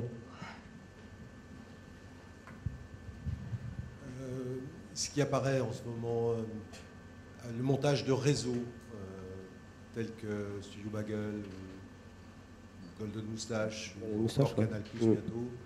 Est-ce que ça va changer la donne en fait au niveau de la création et de l'évolution des web-séries, justement de la communication, puisque ce sont les chaînes qui financent, entre la chaîne et ces réseaux-là? Golden Moustache, c'est M6. Hein. Donc derrière Golden Moustache, c'est déjà une chaîne, c'est pareil, c'est la même chose. Ce qui change simplement, encore une fois, c'est que on apporte, on va dire, un peu plus de crédit aussi, qu'on a éventuellement des chances aussi d'être diffusé télé, puisque généralement ça peut aussi passer sur l'écran de télé après. Après, sur la production, encore une fois, ça amène quand même des moyens à beaucoup de web-séries qui ont démarré, comme je le disais, avec un système D et des professionnels qui bossent gratos, même s'ils produisent quelque chose de professionnel. Et donc évidemment, dès qu'on met quand même un peu plus de budget, ça change les choses. Regardez, encore une fois, je reprends toujours le même exemple, mais c'est assez emblématique en termes de réussite de web-série, mais Le Visiteur du Futur, regardez la saison 1, et regardez la dernière saison qui est sortie, Néo Versailles, il y a à peine quelques semaines, ça n'a rien à voir. Voilà, simplement, entre-temps, il y a une prod qui est arrivée, c'est en Cana, et par-dessus, après, les diffuseurs télé, France Télévisions, Nouvelles Écritures, et donc évidemment, ça amène des moyens, donc ça se voit à l'écran fatalement. Le système D, de dire je tourne dans un décor avec 3 potes autour d'un banc, etc., on passe avec plusieurs décors, des costumes, des effets spéciaux, etc., etc. Donc évidemment, ça amène des moyens, mais ça reste des moyens relativement dérisoires par rapport à tout ce que ça demande. Ça reste une économie quand même low cost, quoi. Low cost, malgré tout. Si vraiment on devait avoir les mêmes fonctionnements qu'en télévision, les mêmes rémunérations, etc., ça serait un peu compliqué, quoi. Voilà, ça serait mieux pour la web-série, mais en l'occurrence, on se débrouille avec, en additionnant beaucoup, y compris d'où le financement participatif, on va chercher de l'argent auprès des internautes, etc. Donc on cherche à agréger des sommes pour pouvoir avoir des budgets suffisants pour produire des programmes qui plaisent aux gens, quoi. Le pardon ? Ouais. Alors, il n'y a pas d'avance sur recette pour la web-série, mais par contre, au CNC, il y a des aides qui s'adressent spécifiquement aux programmes transmédia innovants, format innovant. Alors, il y a à peu près 4 à 5 types d'aides qui peuvent éventuellement rentrer dans la composante d'un budget transmédia ou innovant. Alors ça va de l'aide technique, par exemple vous avez un projet qui techniquement nécessite une aide, donc on va pouvoir aller les chercher ça. Il y a des formats sur la diversité, parce que vous allez aborder des thèmes voilà, qui permettent de favoriser ça. Il y a le web COSIP, il y a un certain nombre de choses qui sont accessibles soit aux auteurs, soit aux producteurs.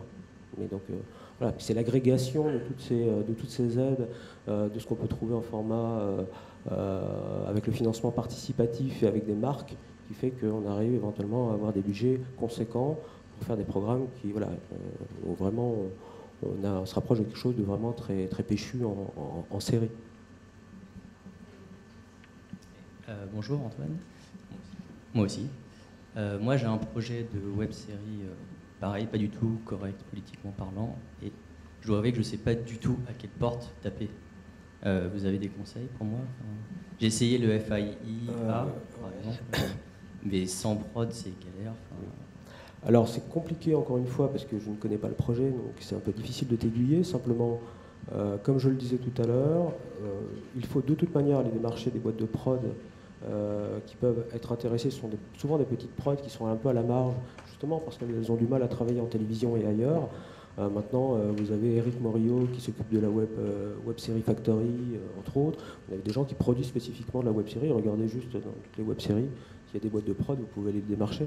Maintenant, c'est pour ça que je disais de l'importance d'essayer de se constituer un réseau et d'essayer de faire par soi-même avec un bon réalisateur, avec des gens, des pilotes, parce que effectivement c'est beaucoup plus facile quand on arrive à financer un pilote avec un petit peu de financement participatif et qu'on a quelque chose à montrer, de séduire déjà les internautes et d'agréger petit à petit l'audience et finalement de faire un effet d'entraînement. On est quand même beaucoup, encore une fois, sur l'idée qu'on va entraîner des gens dans son sillage et typiquement le financement participatif, c'est déjà du storytelling, c'est-à-dire que on raconte l'aventure de créer une web série et donc on intéresse généralement, on va dire, la communauté des gens qui peuvent donner de l'argent dès quasiment le concept en leur disant ben, voilà, on va essayer de produire un pilote, aidez-nous, et puis si le pilote marche, ben, on va essayer de le vendre. Donc on fait déjà du storytelling en disant dès le départ on est dans ce processus d'entraînement et de création et finalement on assiste en tant que spectateur souvent, en tout cas sur des web séries qui se construisent et qui se financent, au processus créatif aussi. Parfois on y participe. Mais voilà, mais la complexité, effectivement, pour des choses qui sont véritablement destinées au web, parce qu'a priori, c'est pas fait pour la télé. Encore une fois, voilà, il y a très peu de prod, c'est vrai, ça commence à changer. Et voilà, après, ça dépend vraiment du projet, quoi, pour aiguiller les gens.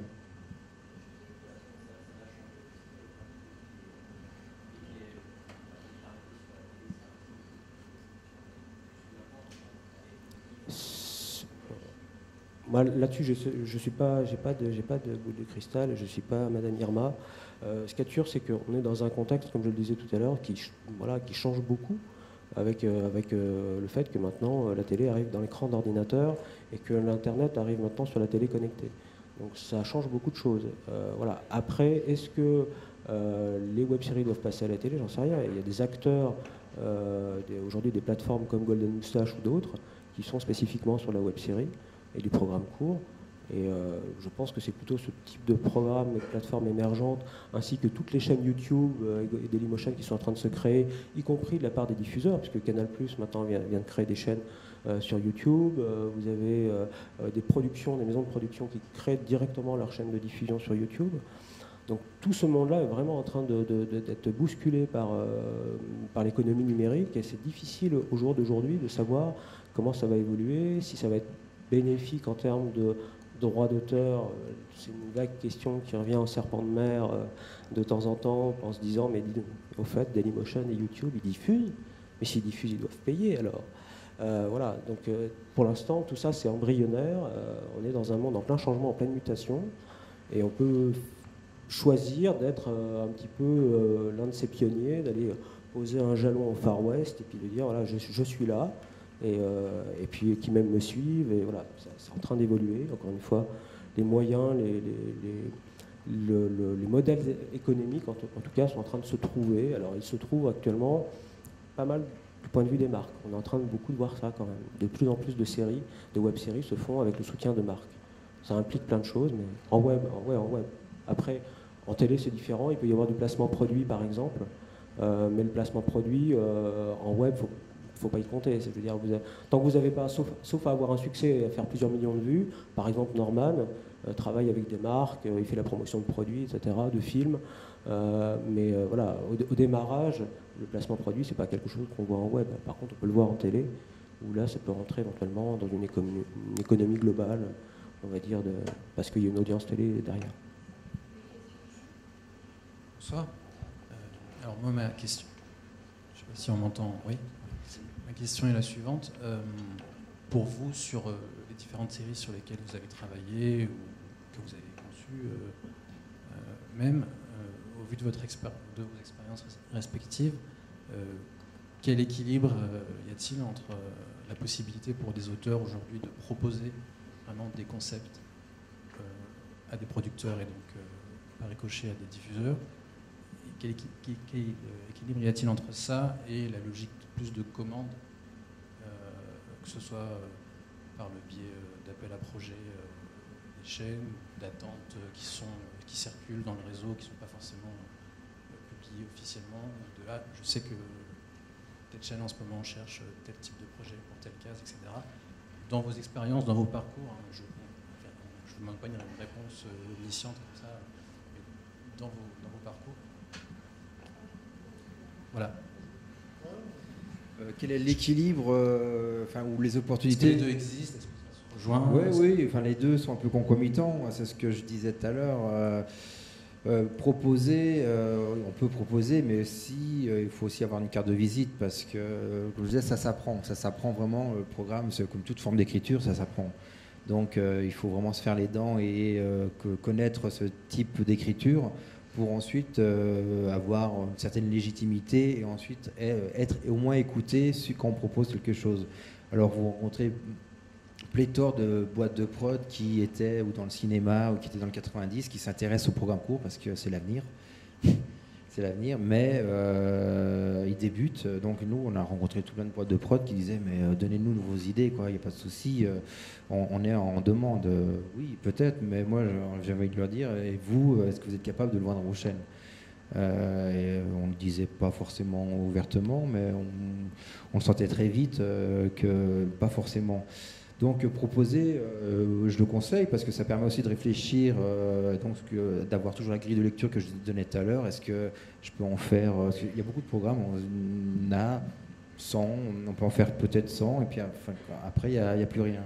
Est-ce qu'on peut en faire 1000, plus de 1000 est-ce que ça parle? Voilà, donc là, voilà la première contrainte. Et après, à qui on s'adresse? Il faut connaître un peu les typologies. Si c'est du grand public fédérateur, ça sera grande chaîne. Si on a un projet un peu plus politiquement incorrect, il faudra aller sur d'autres interlocuteurs, donc la TNT, OCS, même Arte peut être demandeur. Donc voilà, il faut avoir une certaine lucidité sur son projet et se dire tiens, qui est à même de le produire et avec qui, même par rapport au projet artistique, ça correspond plus et avec qui je me sens plus à l'aise. On n'a pas forcément vendu beaucoup de projets perso. En revanche, ça nous a permis, le fait d'avoir des projets perso, de rencontrer les producteurs. Parce qu'on n'est pas perçu comme un auteur lambda. Du coup, si on vient avec une bible, un concept, on s'intéresse un peu plus à vous. Et notamment, notre première expérience a été au sein de CALT, où on est allé voir Capov pour lui présenter un projet de programme court. Et il a dû trouver ça sympa, mais il nous a conseillé d'aller écrire sur Caméra Café. C'est comme ça qu'on a commencé aussi l'aventure. Donc voilà, même si on a eu cette déception de ne pas avoir pu vendre notre propre projet, au moins c'est un contact. Et dans l'humour programme court, je ne sais pas, après je dirais qu'il y a aujourd'hui 3 boîtes qui comptent, qui sont évidemment Ango pour nos chers voisins. Vous avez après Cabot. Et puis il y a peut-être plus sur Canal, Gazelle et compagnie. Voilà, et Calt, pardon. Calt, voilà, c'est à peu près. Voilà, si vous avez un programme court, commencez par ces boîtes-là et essayez de décrocher le rendez-vous. Je pense qu'il faut faire un pilote avant tout. Parce que si tu arrives avec écrire un pilote, tu veux dire. écrire un pilote. Mais Voilà. moi, je pense On qu'il va faut pas le tourner. faire. Bah si, moi je pense qu'il faut le tourner. Enfin, Ah on bah. a dit l'inverse tout à l'heure, mais. Non, mais voilà. La question dans le faire, c'était de savoir s'il fallait présenter un pilote écrit je dans pense ce que tu disais, qu'un ou programme pas. court, c'est aussi une manière de filmer et de présenter Voilà, le truc. on en revient à ce que je disais. Ouais, Et c'est je ça. pense que c'est fini les programmes courts familiaux.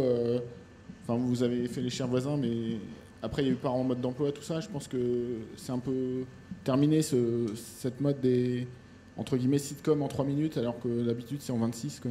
Comme parents en mode d'emploi, des trucs comme ça. Je pense qu'il faut essayer de faire un pilote le mieux possible, mais et c'est ce qu'on dit, il faut pas faire un pilote entre guillemets naze.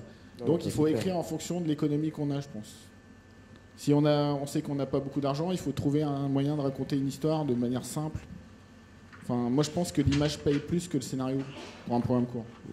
Bah, de toute manière, sur le programme court, moi je partage pas forcément la même vision sur le scénario, mais c'est vrai que non, pour moi c'est vraiment deux choses qui doivent être au même niveau. C'est-à-dire qu'on doit avoir un bon scénario, on doit avoir une bonne réal. Voilà, c'est pas une question de ça prime par rapport à l'autre, c'est que les deux fonctionnent. Et par contre, c'est clair que si on arrive avec des programmes courts, là encore une fois, il faut avoir juste conscience. Bon, c'est vrai que nos chers voisins, vous avez des moyens, parce que vous êtes sur TF1, et je pense que la chaîne, le diffuseur a cherché vraiment à mettre les moyens pour que ce soit vraiment efficace, mais les programmes courts, caméra café typiquement, décor unique, au départ 5 personnages et on se débrouille avec ça. Tu vois, Bref, moi je connais l'équipe de Bref, s'ils n'avaient pas fait le premier épisode, Bref, j'ai dragué cette fille, il n'y aurait jamais eu de programme. Parce que, on est tu vois, d'accord, s'ils avaient montré le scénario, on ne voit pas ce que ça fait à l'image. Bref. Concrètement, je suis tout à fait d'accord sur le fait d'avoir un pilote. Hein. Non, pas pour Bref. Mais à la base, il devait être sur le web de SFR, je crois. Finalement, en fait, je connais l'histoire, c'est qu'ils avaient un autre programme c'est Harry Torchman, la MyBox Production. Il avait un programme avec Ben et Jonathan Cohen qui s'appelait Les deux mecs qui bossent à Canal. Vous voyez ce que c'est, non? Et ils ont été montrer ça à Canal, et en même temps, ils ont dit tiens, on a un petit truc, ça s'appelle Bref. Et finalement, ils ont montré ça sans y croire, et ça a donné Bref. Mais s'il n'y avait pas eu le pilote, s'ils avaient juste eu l'idée sur papier. Ouais, c'était sur Internet. Non, c'était pour une série Internet, je crois. Une web-série, je pense. Le Kaira Shopping, par exemple, c'est au départ effectivement un pilote tourné avec les moyens du bord, présenté à Canal, qui finalement le prend pour le web, et puis finalement, devant le succès, le met à l'antenne. T'as vu, ils ont fait un pilote, ils sont pas venus avec un scénario. Avec le support. Le côté chip fait partie du concept en tant que tel. Là, pour le coup, il fait partie du concept. Mais voilà, après, évidemment, il y a l'arrivée du sponsor Pepsi qui change tout également, quoi. On parle du programme court et vous avez parlé du format 26 minutes. Qu'en est-il du format 15 minutes comme il peut exister aux États-Unis pour les séries de comédie? Pourquoi ça n'existe pas ici? Est-ce que c'est viable?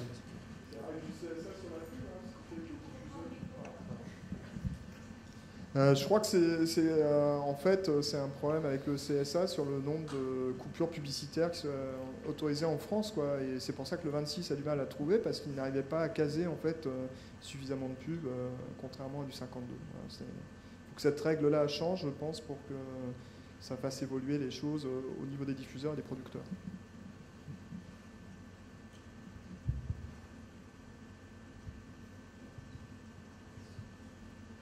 Juste une précision sur le format.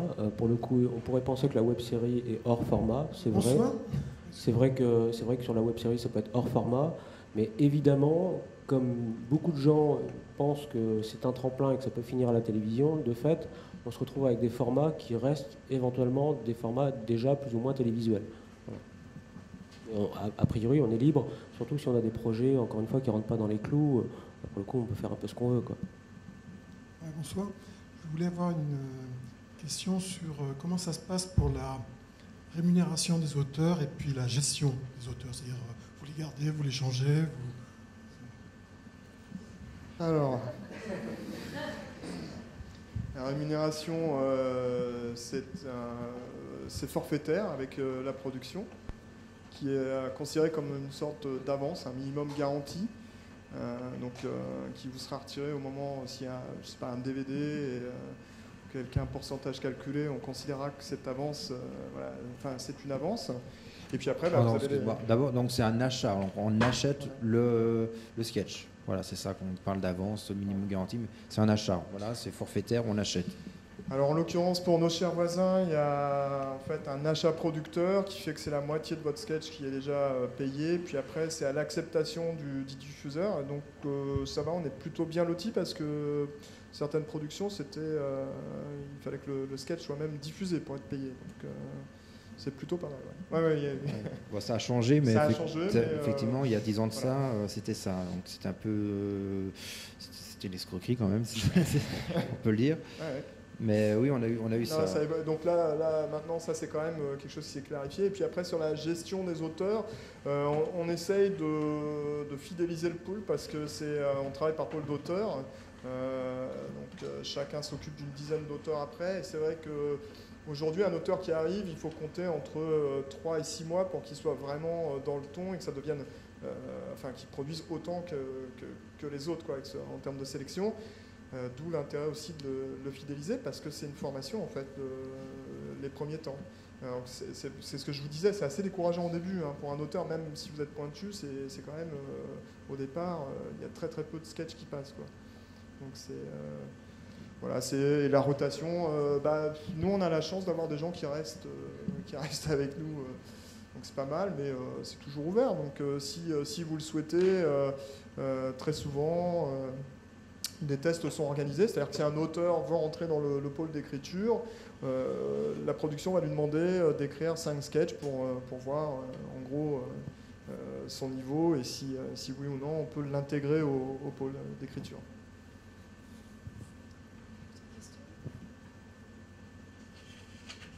Moi j'ai une question. Ma question c'est comment ça se passe si on est 10 comme ça et à écrire 3 épisodes, comment est-ce que si on est 10 auteurs autour d'une table et on se balance des idées, ou est-ce que c'est structuré? Est-ce qu'il y en a un qui fait, je sais pas, les points, l'autre les virgules, comment ça se passe? En fait, les auteurs viennent aux séances d'écriture une fois par semaine avec leurs propres textes qui sont lus au préalable par le directeur de collection et qui fait des retours. Et le pôle est là pour améliorer le texte ou trouver des solutions sur toute forme de blocage. Mais les droits d'auteur, après, n'appartiennent qu'à celui qui a écrit et on joue le jeu. Quoi. On essaie justement de tous participer.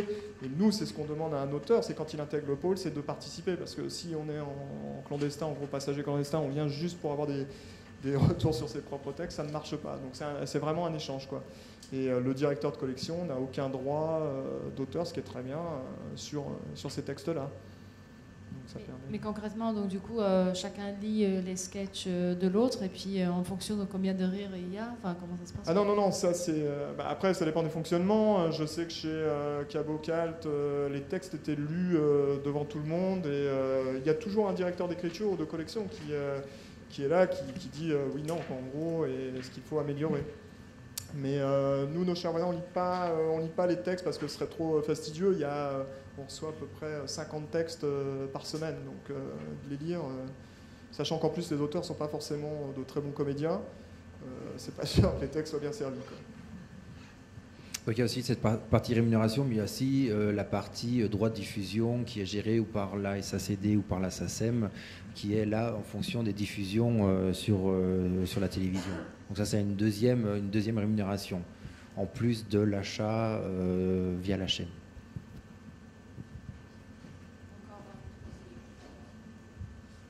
J'ai pas bien compris. En fait, vous lisez, les auteurs lisent tous les textes de tout le monde, mais dans leur coin, c'est ça? Et après, ils font dans leur coin, et après, on voit, celui-là, on voit plus ou moins les problèmes. Est-ce que vous avez des idées? Des fois, il y a une petite émulation, on trouve le truc, qui trouve le truc. Voilà, donc c'est un peu ce côté-là. Ouais, c'est une bonne idée, ça nous fait marrer, on change carrément. Quelqu'un peut donner une idée. Donc voilà, on est sur un texte. Ok, et il le retravaille pour la semaine d'après avec une V2 qui est acceptée ou pas et qui après est transmise à la production. D'accord. Et il y a des lectures avec les comédiens ensuite, une fois que... Alors oui, effectivement, il y a des préparations, mais nous, effectivement, on n'y assiste pas. Je ne sais pas d'ailleurs s'il y avait des vraies lectures comédiens. Non, il n'y a pas. D'ailleurs, il y en a peu, parce que c'est tellement speed. Ouais, c'est un peu en flux tendu et donc il n'y a même pas de lecture en groupe au niveau des comédiens. Donc ils apprennent. La lecture avec les réalisateurs en revanche. Et ça vous manque pas la lecture avec les comédiens? Enfin, parfois vous vous dites pas. Non, je supporte pas les comédiens. Bah oui, effectivement, ce serait vraiment un plus. Ça serait un plus, mais après, effectivement, c'est un manque de temps par rapport à l'économie, ce qu'on disait. Là, ça demanderait énormément de temps, quoi. Oui, je pense qu'il y avait. Tu peux encore poser des questions?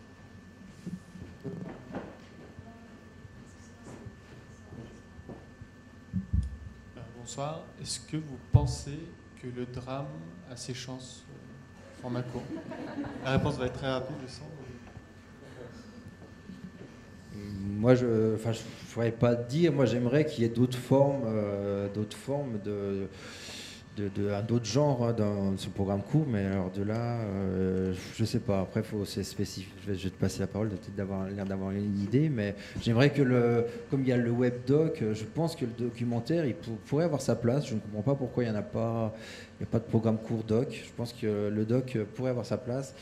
Le drame, la dramaturgie, le policier, pourquoi pas, mais après, c'est plutôt les chaînes qui ne sont pas forcément matures. Alors ça, c'est trop nouveau, ça doit sortir de leur champ de possibilités. Je passe la parole. Le programme court doc, ça existe, hein. C'est les programmes qui sont sponsorisés avec les annonceurs, etc. Ça passe quasiment pour du documentaire. Non, mais pour en drame, vraiment, voilà. Moi j'ai un copain qui a fait un programme court qui s'appelle Blast pour la télé du Nord qui s'appelle le WEO. Et c'était du fantastique comme Heroes. Mais c'est vraiment local dans le Nord-Pas-de-Calais. Je pense pas que... Enfin, dans le Nord, je viens du Nord, on est un peu spécial là-bas, et spéciaux. Et non, je pense pas que sur les télés hertziennes françaises, il y a de la place pour autre chose que des comiques en programme court. C'est mon avis. Ou alors c'est des programmes qui peuvent diffuser par petites parties et faire un 26 minutes avec, ou un 52, je crois. Quoi ? Est-ce qu'une fois... Le problème par rapport, encore une fois, au programme court, là on ne parle pas du documentaire, mais si c'était de la fiction, si c'est du drame, encore une fois, ça ne répond pas aux exigences de la chaîne qui est de vendre de la pub, quoi. Donc est-ce que c'est très vendeur d'avoir un drame en 3-4 minutes pour vendre de la pub autour? Pour avoir un drame, il faut s'intéresser aux personnages. Exactement, c'est-à-dire que sur du drama, autant le gag, la bonne vanne, on peut le vendre comme ça, autant... Le reste, ça implique d'installer tout ça, quoi. C'est vrai que le programme court, c'est un peu une blague. On va dire qu'il faut avoir vu un épisode et ça se finit. Il n'y a pas de continuité, ça ne se suit pas forcément. C'est un peu la vision et c'est un peu une consommation à l'unité. On doit être capable de comprendre un épisode si on n'en a vu qu'un. Et c'est peut-être 5 ans que ça passe. S'il y a une dramaturgie... et le rentrer dans ce cadre-là, ça paraît un peu compliqué aussi. Il y a peut-être un meurtre, une résolution, c'est un peu compliqué. C'est un peu difficile à entrer dans ce format de récit quand même. Mais pourquoi pas, hein. Enfin, je pense que ça se réfléchit, mais les chaînes, c'est pas forcément... Après, quand on voit Plus belle la vie, ça commence à marcher quand on a rajouté de la dramaturgie. Donc, quelque part...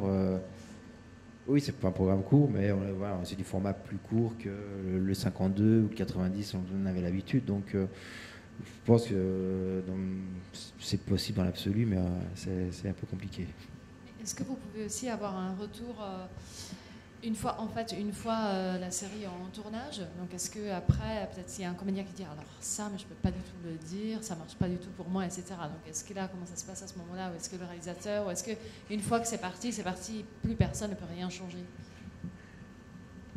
Est-ce que le réalisateur peut encore intervenir pendant le tournage et dire mais là, en fait, ce dialogue, ça marche pas, il faut qu'on change quelque chose? Si, ça nous est déjà arrivé d'être contacté par le réal pour réécrire.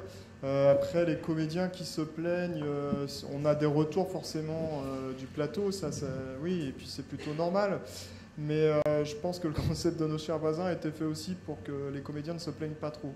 C'est-à-dire qu'ils peuvent déménager assez facilement, des choses comme ça.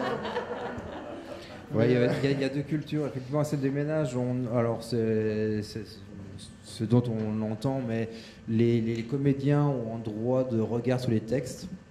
C'est-à-dire qu'ils peuvent décider, non, j'ai pas envie de jouer ça, et le sketch est mis à la poubelle. Nous, à Nos chers voisins, ils connaissaient ça, ils sont prémunis, donc ils sont un peu obligés de le tourner. S'ils ont des états d'âme, effectivement. Ils sont en plus, ils sont assez satisfaits. On exagère, mais après, c'est vraiment des des ajustements, quoi, sur plus du dialogue, des choses comme ça. Parce qu'il y a un tel écrémage de toute façon avant que vraiment les textes considérés comme très mauvais par la production ou le diffuseur déjà sont éliminés quand même bien en amont. Mais ça arrive que de toute façon, en visionnage, des textes soient encore écartés parce que ratés ou ça ne fonctionne pas, ça fonctionnait sur le papier, mais à l'image, ça marche pas du tout, quoi. Et en général, c'est la faute du réalisateur, hein, c'est jamais le... Ouais, c'est le réalisateur, forcément, ouais. Et le comédien et la lumière qui n'étaient pas très bonnes, quoi. Et dans le cadre d'une web-série d'humour, là, on n'a personne, on n'a pas les producteurs... Enfin, si on autoproduit, il n'y a personne. Donc la complexité, c'est qu'on le sait effectivement à la diffusion, parce que les gens vont faire des commentaires très désobligeants parfois sur les épisodes. Donc le retour, là, il est immédiat. Mais le mieux, c'est quand même de réunir, comme je le disais, autour de soi des potes scénaristes, etc., de faire des relectures et de se faire marrer soi-même, comme tu disais, c'est quand même déjà la première chose. Et si on arrive à faire marrer ses potes déjà, c'est un bon signe. Mais on a intérêt vraiment plus que de faire un peu ce travail de production, c'est-à-dire vraiment de tri, de retravail sur le scénario avant de le mettre en ligne et même de le tourner. C'est possible.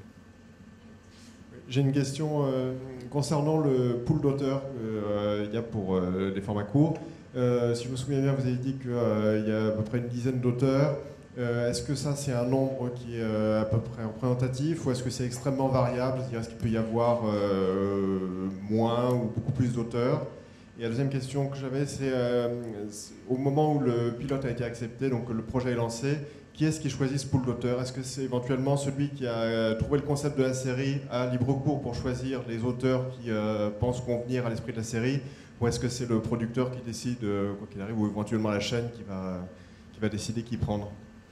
Le nom, je parle encore une fois pour nos chers voisins, je sais pas trop où ils en sont dans scène de ménage, combien ils sont. Nous, on a constaté que 10 c'était le maximum, parce qu'après, ce sont des séances interminables. Et de gérer les gens convenablement, voilà, faut pas excéder 10 auteurs, sinon c'est ingérable, donc voilà, je l'ai déjà dit. Et après, sur le choix, le choix initial a été fait par le producteur qui avait au départ avait une idée qu'il voulait développer, donc on était quelques auteurs à avoir développé la Bible. Et puis après, quand il y a eu une commande de TF1 suffisamment importante, là, c'est par nos réseaux, on a contacté les auteurs, copains qu'on connaissait, et voilà. Mais de toute façon, il y a toujours un test qui est demandé, et c'est une discussion, c'est un dialogue qu'on a avec la production pour savoir si oui ou non on souhaite intégrer ou pas l'auteur. Donc c'est partagé, quoi, mais... moi, jusqu'à maintenant, on m'a jamais imposé d'auteur, quoi. De toute façon, c'est moi qui vais travailler avec. Donc voilà. Après, on a parfois des doutes et on fait confiance aussi aux producteurs. Mais généralement, c'est nous qui décidons ou non d'intégrer.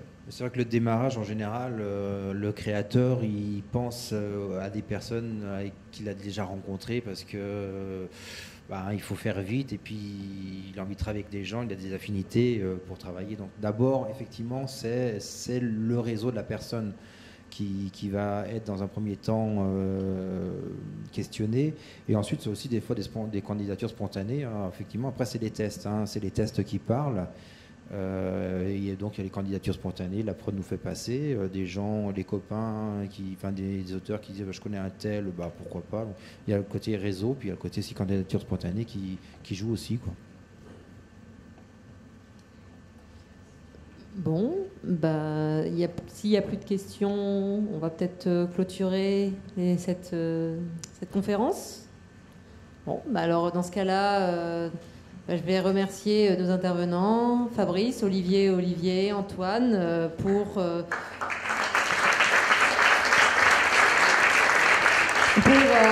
toutes ces chouettes informations. Un applaudissement spécial pour Vinciane, c'était sa première fois ce soir, pour présenter les gens. Merci Vinciane. Et donc, on vous retrouve en bas autour d'un verre. Voilà.